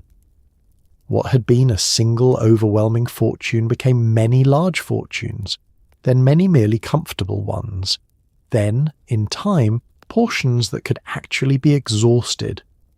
At the same time, something even more important was happening beneath the surface. The source of the wealth was changing.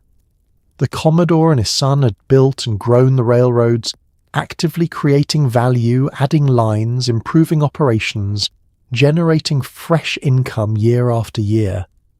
But their descendants, for the most part, took no such active hand. They lived off the wealth rather than working it, drawing income from businesses they did not manage and did not truly understand. The engine that had produced the fortune was left to run on its own, and no one in the family was feeding it. The world was changing too. in ways that made the family's passivity dangerous. The railroads that had been the marvel and the money machine of the Commodore's age gradually became mature, regulated, and less dominant, challenged by new forms of transport and hemmed in by new laws. Great new fortunes were being made elsewhere, in oil and steel, and later in industries the Vanderbilts had no part in. The family had bet everything on a single kind of business, and then stopped tending even that, and the ground was shifting beneath them. Meanwhile, the spending never slowed. The palaces demanded their upkeep. The yachts required their crews, the parties, the servants, the seasons in Newport and abroad, the whole elaborate machinery of a great fortune on display, all of it consumed money at a ferocious and unending rate. Each generation inherited less and spent as though it had inherited more, living to a standard set by ancestors who had commanded far greater resources. The gap between income and expenditure widened silently, year by year, hidden for a time by the sheer size of what remained. For a while the fortune was so vast that all of this could go unnoticed. Even reckless spending and constant division could not visibly dent a sum so enormous, and the family continued to believe with perfect confidence that they would always be rich. But belief does not alter arithmetic. A fortune that is divided among many, drawn down without being replenished, and spent faster than it earns, is a fortune with a mathematical expiration date, however distant that date may seem. The Vanderbilts had entered a slow decline that was in truth inevitable from the moment they stopped building, and started only enjoying. It would take decades to become obvious, and it would produce along the way both tragedy and farce. But the direction was fixed, and in the fourth generation the signs of it began to show plainly, in the person of a charming, doomed young man who spent his inheritance as though daring it to run out. Among the fourth generation was Reginald Vanderbilt, a young man who embodied the family's decline with almost theatrical perfection. He inherited a substantial fortune, some $7.5 million held in trust, and proceeded to gamble, drink, and spend it away with astonishing speed. Horses, cards, lavish living, and a complete disinterest in earning or preserving anything drained his inheritance year by year. By the time of his early death, much of his share of the great Vanderbilt wealth had simply evaporated. He was not a villain exactly. He was something more troubling. He was proof that the family had raised a generation of people who knew everything about spending money and nothing whatsoever about keeping it. Reginald came into his fortune as a young man and set about enjoying it with a devotion that never wavered. He loved fine horses and the world of horse shows and racing, and he poured money into that world with genuine passion, keeping stables and breeding fine animals. He was a fixture of fashionable society, generous, sociable, and utterly without any impulse to work. Why would he work?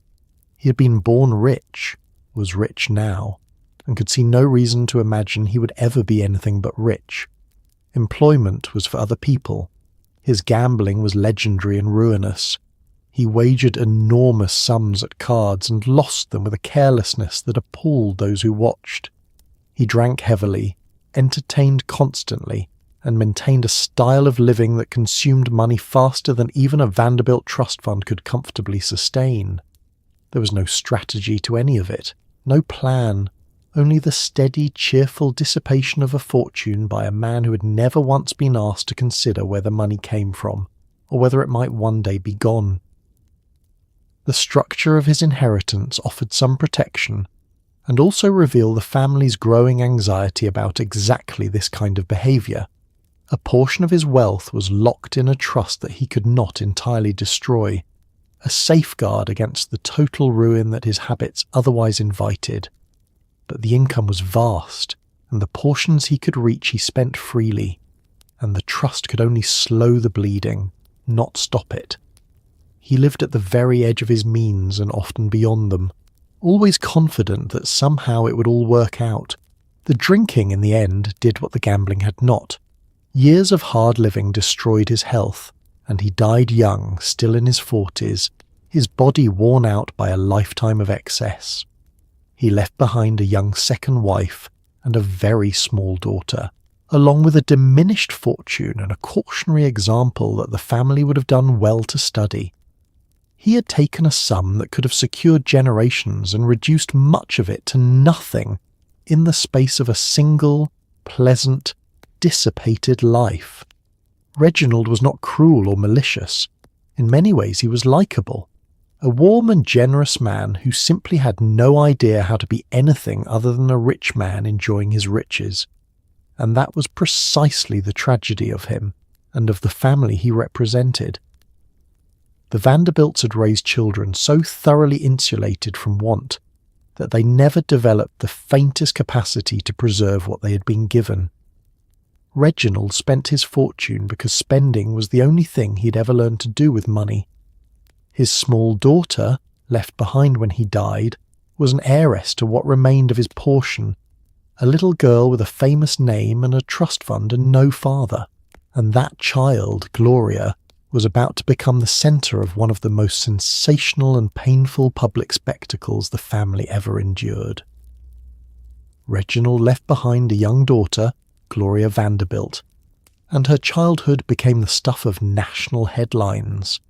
In the early 1930s, a bitter and sensational custody battle erupted over the little heiress, pitting her mother against her aunt in a courtroom drama that gripped the entire country. The newspapers called her the poor little rich girl, a child worth a fortune and yet caught, helpless, in the middle of adults fighting over her money and her care. It was a spectacle of wealth turned sour, of a family that had everything and yet could not give one small girl a peaceful home. The girl had been very young when her father died, leaving her heir to a trust that generated a substantial income. That money, in a sense, became her curse, for it made her not merely a child to be loved and raised, but an asset to be controlled. Whoever had custody of little Gloria would also have influence over the income that came with her, and this simple, ugly fact hung over everything that followed, poisoning what should have been the ordinary business of caring for an orphaned child. On one side stood her mother, a young widow who had married Reginald when she herself was barely more than a girl, and who now, still young, lived a fashionable life that moved between America and Europe. On the other side stood the child's aunt, a formidable and immensely capable woman of the older Vanderbilt generation, a serious person of real accomplishment who believed the girl would be better raised in a stable and disciplined home. The two women, and the family factions behind them, went to war over the child in open court. The trial was a sensation and a disgrace. Day after day, the newspapers filled their pages with testimony about the private lives of the people involved, dragging intimate details before a fascinated public. The mother's character and habits were attacked, her fitness questioned, her way of life held up for judgment. Servants testified. Accusations flew. The whole painful business was conducted in the full glare of publicity, with a small girl at the centre of it, her fate and her fortune debated by strangers as though she were a piece of contested property. For the child herself, the experience was bewildering and frightening. She was pulled between the adults who claimed her, made to understand that she was the prize in a struggle she could not comprehend, her affections and her future fought over in language she was too young to follow. The newspapers gave her the cruel nickname that would follow her for life, the poor little rich girl, capturing in 4 words the strange emptiness of a childhood surrounded by money and stripped of peace. In the end, the court awarded primary custody to the aunt, judging that the child would be better served in her care, though the mother retained some rights of visitation. The legal battle was resolved, but the wounds it left didn't heal so easily. The girl grew up shaped by that early ordeal, by the sense of having been fought over and never quite belonging, of being valued for what she represented as much as for who she was. It was a story that revealed, once again, the peculiar sicknesses that great wealth could breed. A family that could build palaces and buy titles could not manage to give one orphan child a simple, loving, ordinary home. The fortune that was meant to protect her had instead made her a target. And yet this same child, the poor little rich girl of the tabloids, would grow into a woman of surprising strength and creativity, one who would eventually reclaim her own story in a way none of the adults fighting over her could have predicted. But that lay years ahead. First, the old world of Vanderbilt grandeur had to finish falling, and there were those determined to keep it standing to the very end. Even as the money dwindled, some Vanderbilts clung fiercely to the old world of grandeur. Grace Wilson Vanderbilt, who had married into the family, became famous as one of the last great society hostesses, throwing enormous parties and maintaining a lifestyle of extraordinary opulence long after it made any financial sense. She entertained royalty and presidents, kept staff by the dozen, and refused to let the glittering age die quietly. But behind the scenes, the cost of it all was hollowing out what remained of her branch's wealth. She was, in a sense, the perfect final act of gilded excess, dancing gracefully in a ballroom while the floor slowly gave way beneath her feet. Her marriage into the family had itself been a scandal.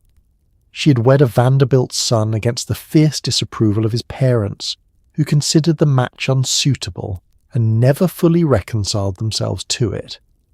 The disapproval had consequences, for the young man's inheritance was reduced as a result, leaving the couple with far less than they might otherwise have expected. They were still rich, immensely rich by ordinary standards, but they began their life together with a fortune already diminished by the family's displeasure, and Grace proceeded to spend it as though it were limitless. She had a genius for entertaining and an appetite for social grandeur that never dimmed across the decades. Her home became a centre of fashionable society, and she presided over it like a queen, hosting lavish gatherings that drew the most celebrated guests of the age, including visiting European royalty, whose company she particularly prized. She maintained the full apparatus of a great household, the servants, the carriages, and later the motor cars, the seasons and the ceremonies, all the elaborate machinery of a way of life that was, even as she practiced it, passing into history.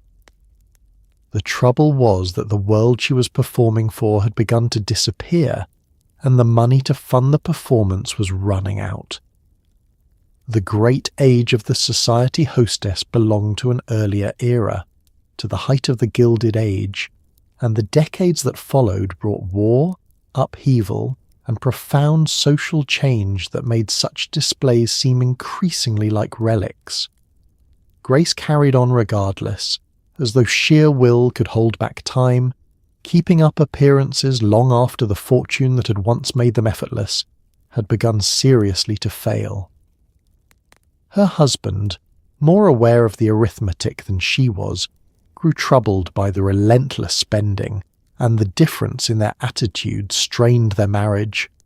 He could see what she seemed unable or unwilling to acknowledge, that the money had limits, and that her manner of living was steadily exhausting it. But Grace would not, perhaps could not, change.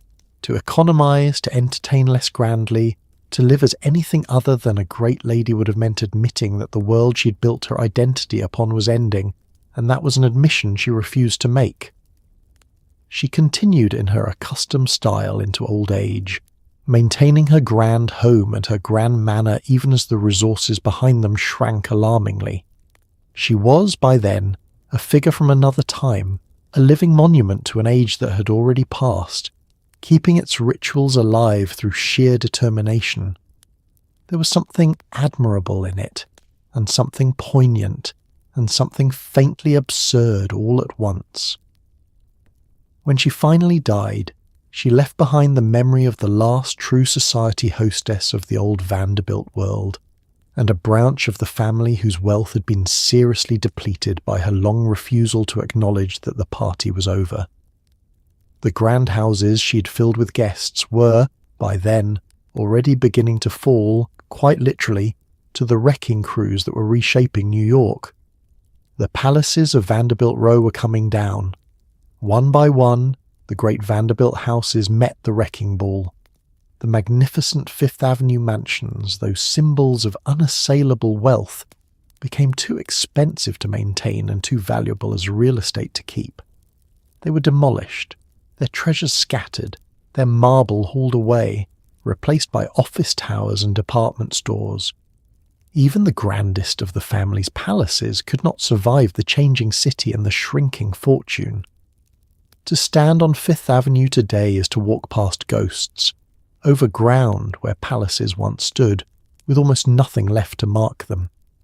The demolitions came steadily across the early decades of the 20th century, gathering pace as the years passed.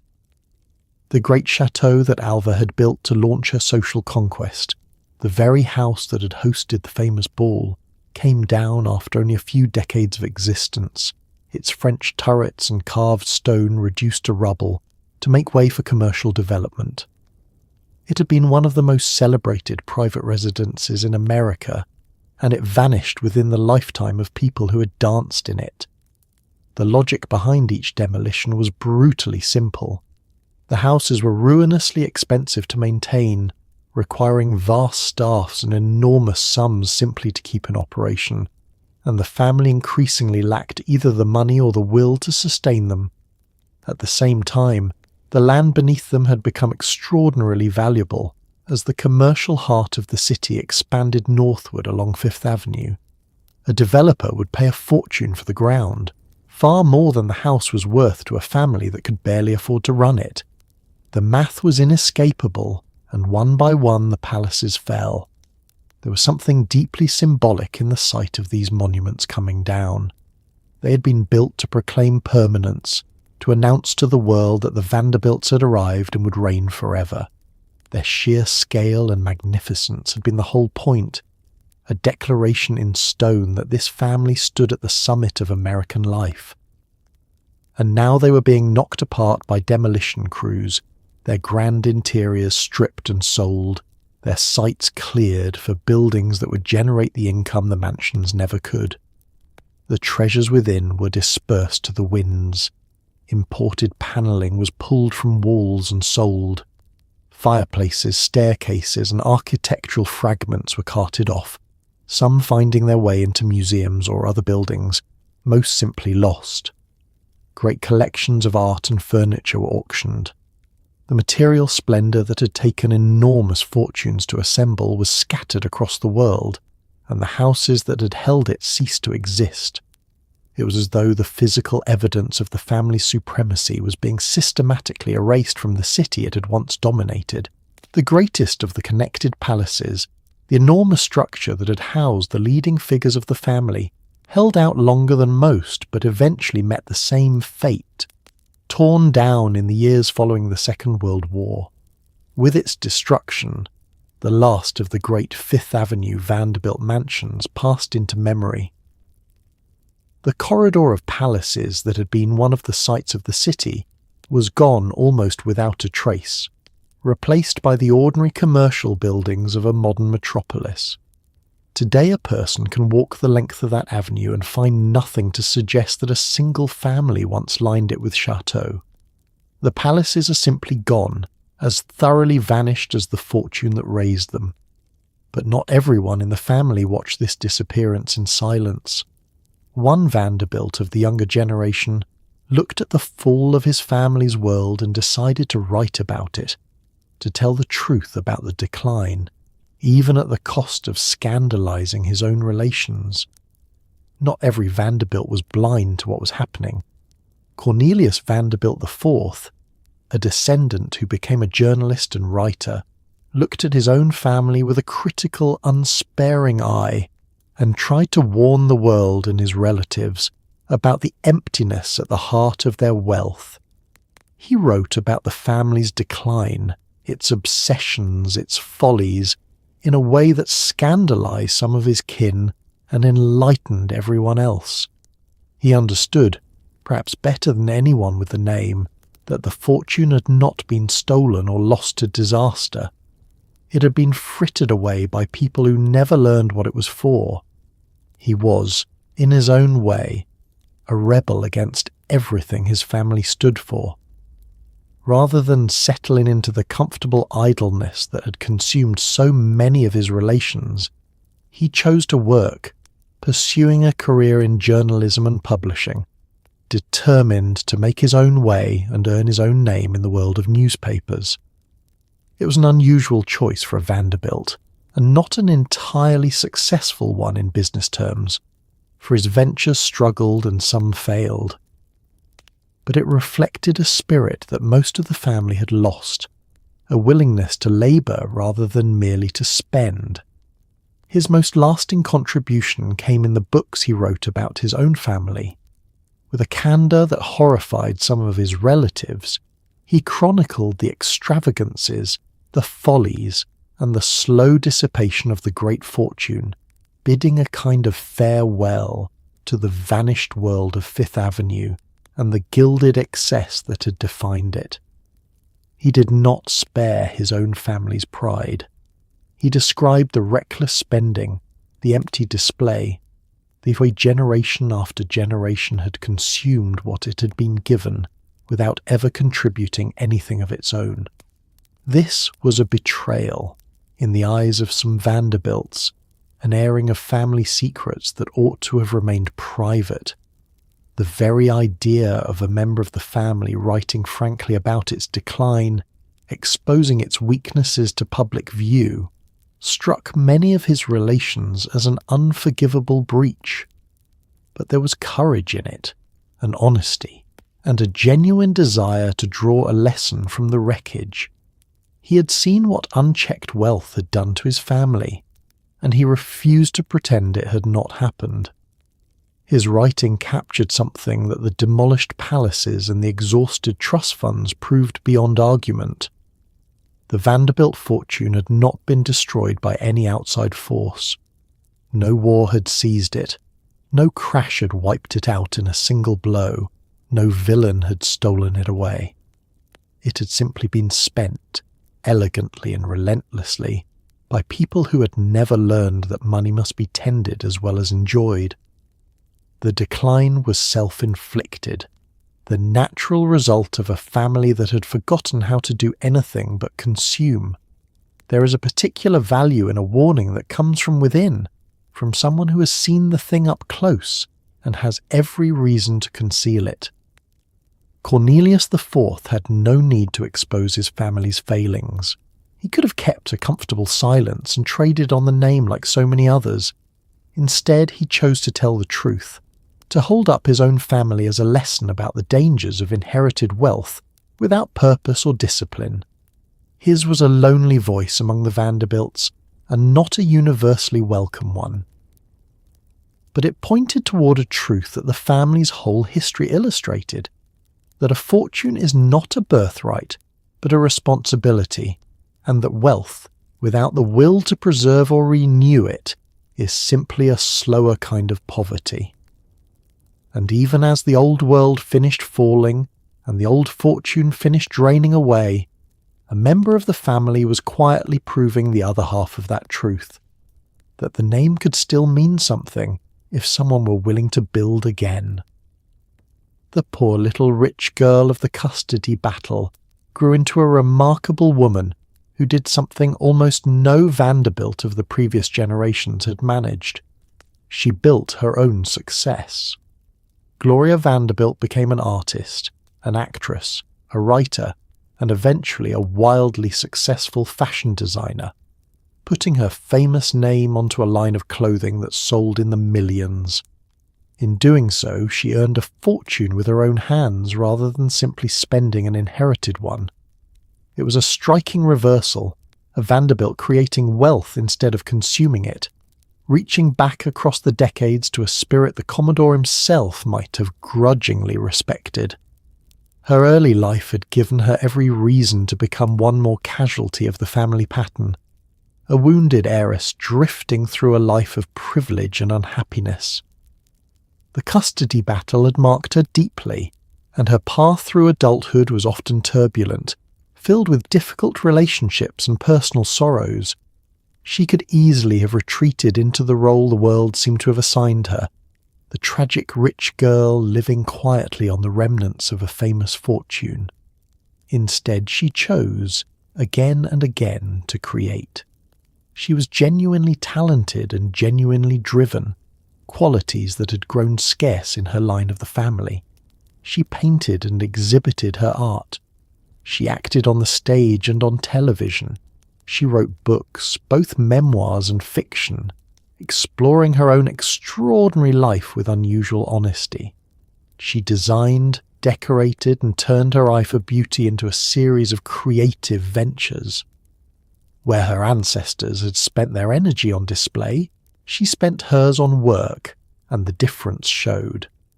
Her greatest commercial triumph came in the world of fashion, when she lent her name and her taste to a line of clothing that became a sensation.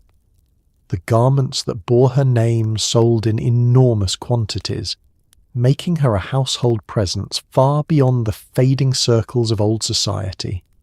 It was a thoroughly modern kind of success, built on branding, style, and hard work, and it made her genuinely wealthy through her own efforts. A Vanderbilt was once again generating a fortune rather than merely inheriting the memory of one. There was a poetic justice in it, and a quiet vindication. The child who had been fought over as an asset, valued for the trust fund attached to her, grew into a woman who created her own value and refused to be defined by the wreckage of her inheritance. She had taken the famous name, which by then carried as much sorrow as glamour, and made it mean something new, attaching it to her own achievements rather than to the vanished glories of her ancestors. She lived a long and creative life, reinventing herself many times, weathering personal tragedies with resilience, and remaining a figure of genuine accomplishment into her later years. She understood, in a way that so many of her relatives had not, that a name was only as valuable as what a person did with it, and that the surest security lay not in what one was given, but in what one could build. She had learned the lesson the family had forgotten, and she had learned it the hard way, in a courtroom as a frightened child. When she died, in advanced old age, she left behind not the ruins of an inheritance, but the fruits of a life's work, and a son who would carry both the name and her values forward. She had proven that the Vanderbilt story did not have to end in dissipation, that even the most burdened heir could choose to create rather than merely to spend. But the larger arithmetic of the family fortune had already reached its conclusion, and it had done so in a single, remarkable moment when the descendants of the richest man in America gathered together and discovered exactly what remained. In 1973, more than 120 members of the Vanderbilt family gathered for a reunion at Vanderbilt University, the college the Commodore had once endowed. And there, in a single, quiet, astonishing fact, the whole arc of the story revealed itself. Among all those descendants of the richest man in America, there was reportedly not a single millionaire. The fortune that had once dwarfed the national treasury, that had built palaces and bought titles and dazzled the world, had scattered into nothing in less than a century. The setting could not have been more fitting. The university itself was one of the few enduring gifts the Commodore had made, an endowment established late in his life, a rare instance of the great fortune being turned toward something lasting, rather than merely spent on display. That his scattered descendants should gather there, on ground bearing his name, to confront how completely his wealth had vanished, gave the occasion a weight that no one could have missed. The fact of it is worth sitting with. Less than 100 years earlier, A single Vanderbilt had died holding a fortune so large it exceeded the amount of money in the United States Treasury. His son had nearly doubled it. Their combined wealth had been among the greatest ever assembled by a private family in the history of the world. And now, well within the span that separates a grandfather from his great-grandchildren, that colossal sum had been so thoroughly divided, spent, gambled, and dissipated that not one of the many descendants gathered in that room could claim even a single million to their name. It had not happened through any dramatic catastrophe. There had been no single ruinous event, no crash or fraud or confiscation that could be blamed. The fortune had simply been consumed, steadily and elegantly across the generations, by a family that spent without earning and divided without replenishing. Each generation had received less and spent freely. Each had built or maintained things that produced no income. Each had assumed that the money would always be there. And then, one day, it was not. The reunion stands as one of the most striking illustrations in all of American history of a simple and often forgotten truth. Great wealth does not perpetuate itself. It is not a permanent condition but a living thing that must be actively preserved and renewed, and a family that forgets this will lose it, no matter how enormous the starting sum. The Vanderbilts had begun with more than almost anyone in history, and had managed, through nothing more sinister than sustained extravagance and neglect, to arrive at ordinary means in the space of a few generations. There is no villain in this ending, which is part of what makes it so haunting. The people who spent the fortune were not wicked. Many were charming, cultured, generous, even admirable in various ways. They simply never learned the discipline that had built the wealth in the first place, having been so completely shielded from want that the very idea of financial limits seemed unreal to them. They spent because spending was all they had ever known, and the fortune, vast as it was, could not survive the assault of their innocent, endless consumption. By the time those 120 descendants gathered beneath the Commodore's name, the great fortune was a matter of history rather than a present reality. The Vanderbilts remained a famous family, but they were no longer a rich one. The money that had defined them for a century was gone, and yet the story does not end in emptiness. For what the family lost in gold, it had, in scattered and unexpected ways, partly redeemed in other things that would prove more lasting than any fortune.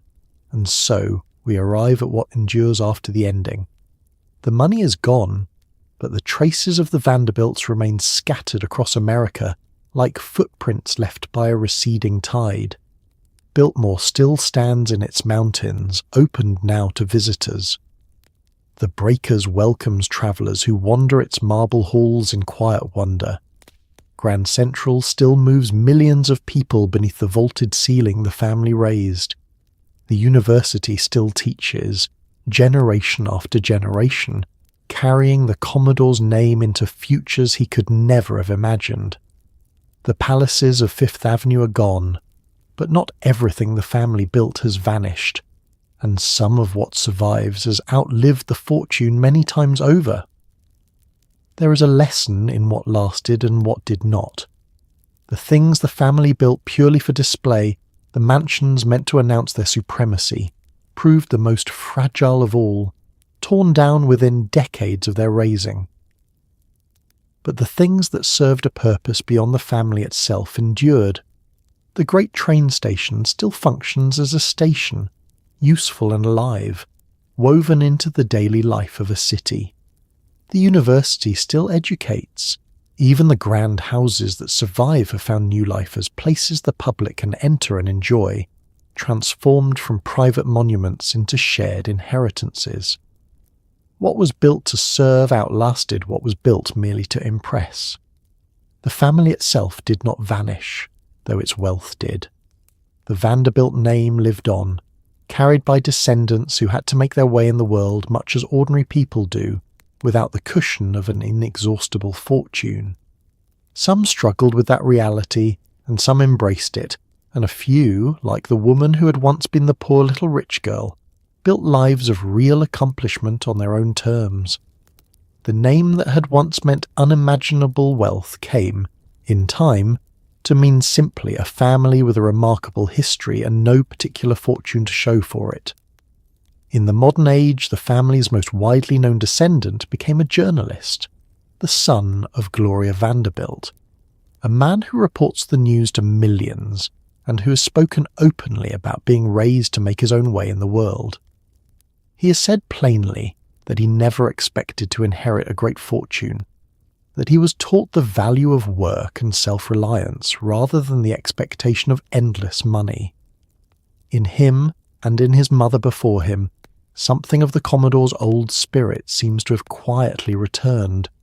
Not the ruthlessness, but the understanding that a person must build their own life rather than live on the achievements of the dead. There's a strange peace in how the story resolves. The Vanderbilts prove that wealth is not a resting place, but a river, always moving, impossible to hold, forever slipping through the fingers of those who try to grasp it forever. The fortune that seemed as permanent as the marble it was carved into flowed away almost completely in less than a century, while the things done with purpose, the station, the school, the beauty preserved for others, remained. Money, it turns out, is the least durable of all the things a great family can leave behind. The boy who once rowed passengers across a cold harbour built the largest fortune his country had ever seen, and his descendants managed to lose nearly all of it. It is easy to read that as a story of failure, and in one sense it is. But it is also a story about the limits of money, about what it can and cannot buy, about how the marble grows cold and the parties end and the gold runs out, while other quieter things endure.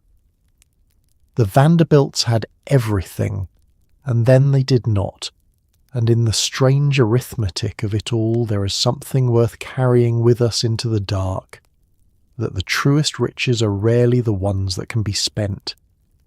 So here we are, at the end of a very long and very golden road. Tonight we followed a single family from a barefoot boy rowing passengers across a cold harbour, all the way to a quiet room full of his descendants, who could not find a millionaire among them. In between, there were steamships and railroads, marble palaces and gilded ballrooms, a daughter sold for a title and a small girl fought over like a treasure. There was ambition so fierce it built an empire, and spending so careless it dissolved one. It is, when you lay it all end to end, one of the most extraordinary rise and fall stories that history has ever offered. And yet, for all their fortune, the Vanderbilts were only ever people. They wanted the same things the rest of us want: to be admired, to belong, to leave something behind that would outlast them. They simply had more money than anyone else with which to chase it. And money, as it turns out, is a poor tool for catching the things that matter most. It could raise a palace but not fill a marriage. It could buy a title but not a daughter's happiness. It could dazzle the whole world and still slip away like water through open hands. So tonight, as you lie warm and still in the quiet dark, there is a gentle comfort to carry with you. You do not need a fortune to hold the things that truly last. The Commodore's gold is long gone, but the station he built still hums with life, and the beauty his family left behind still welcomes strangers home. Let the striving settle, let the numbers fade, and drift off now into a rest that no amount of money could ever buy.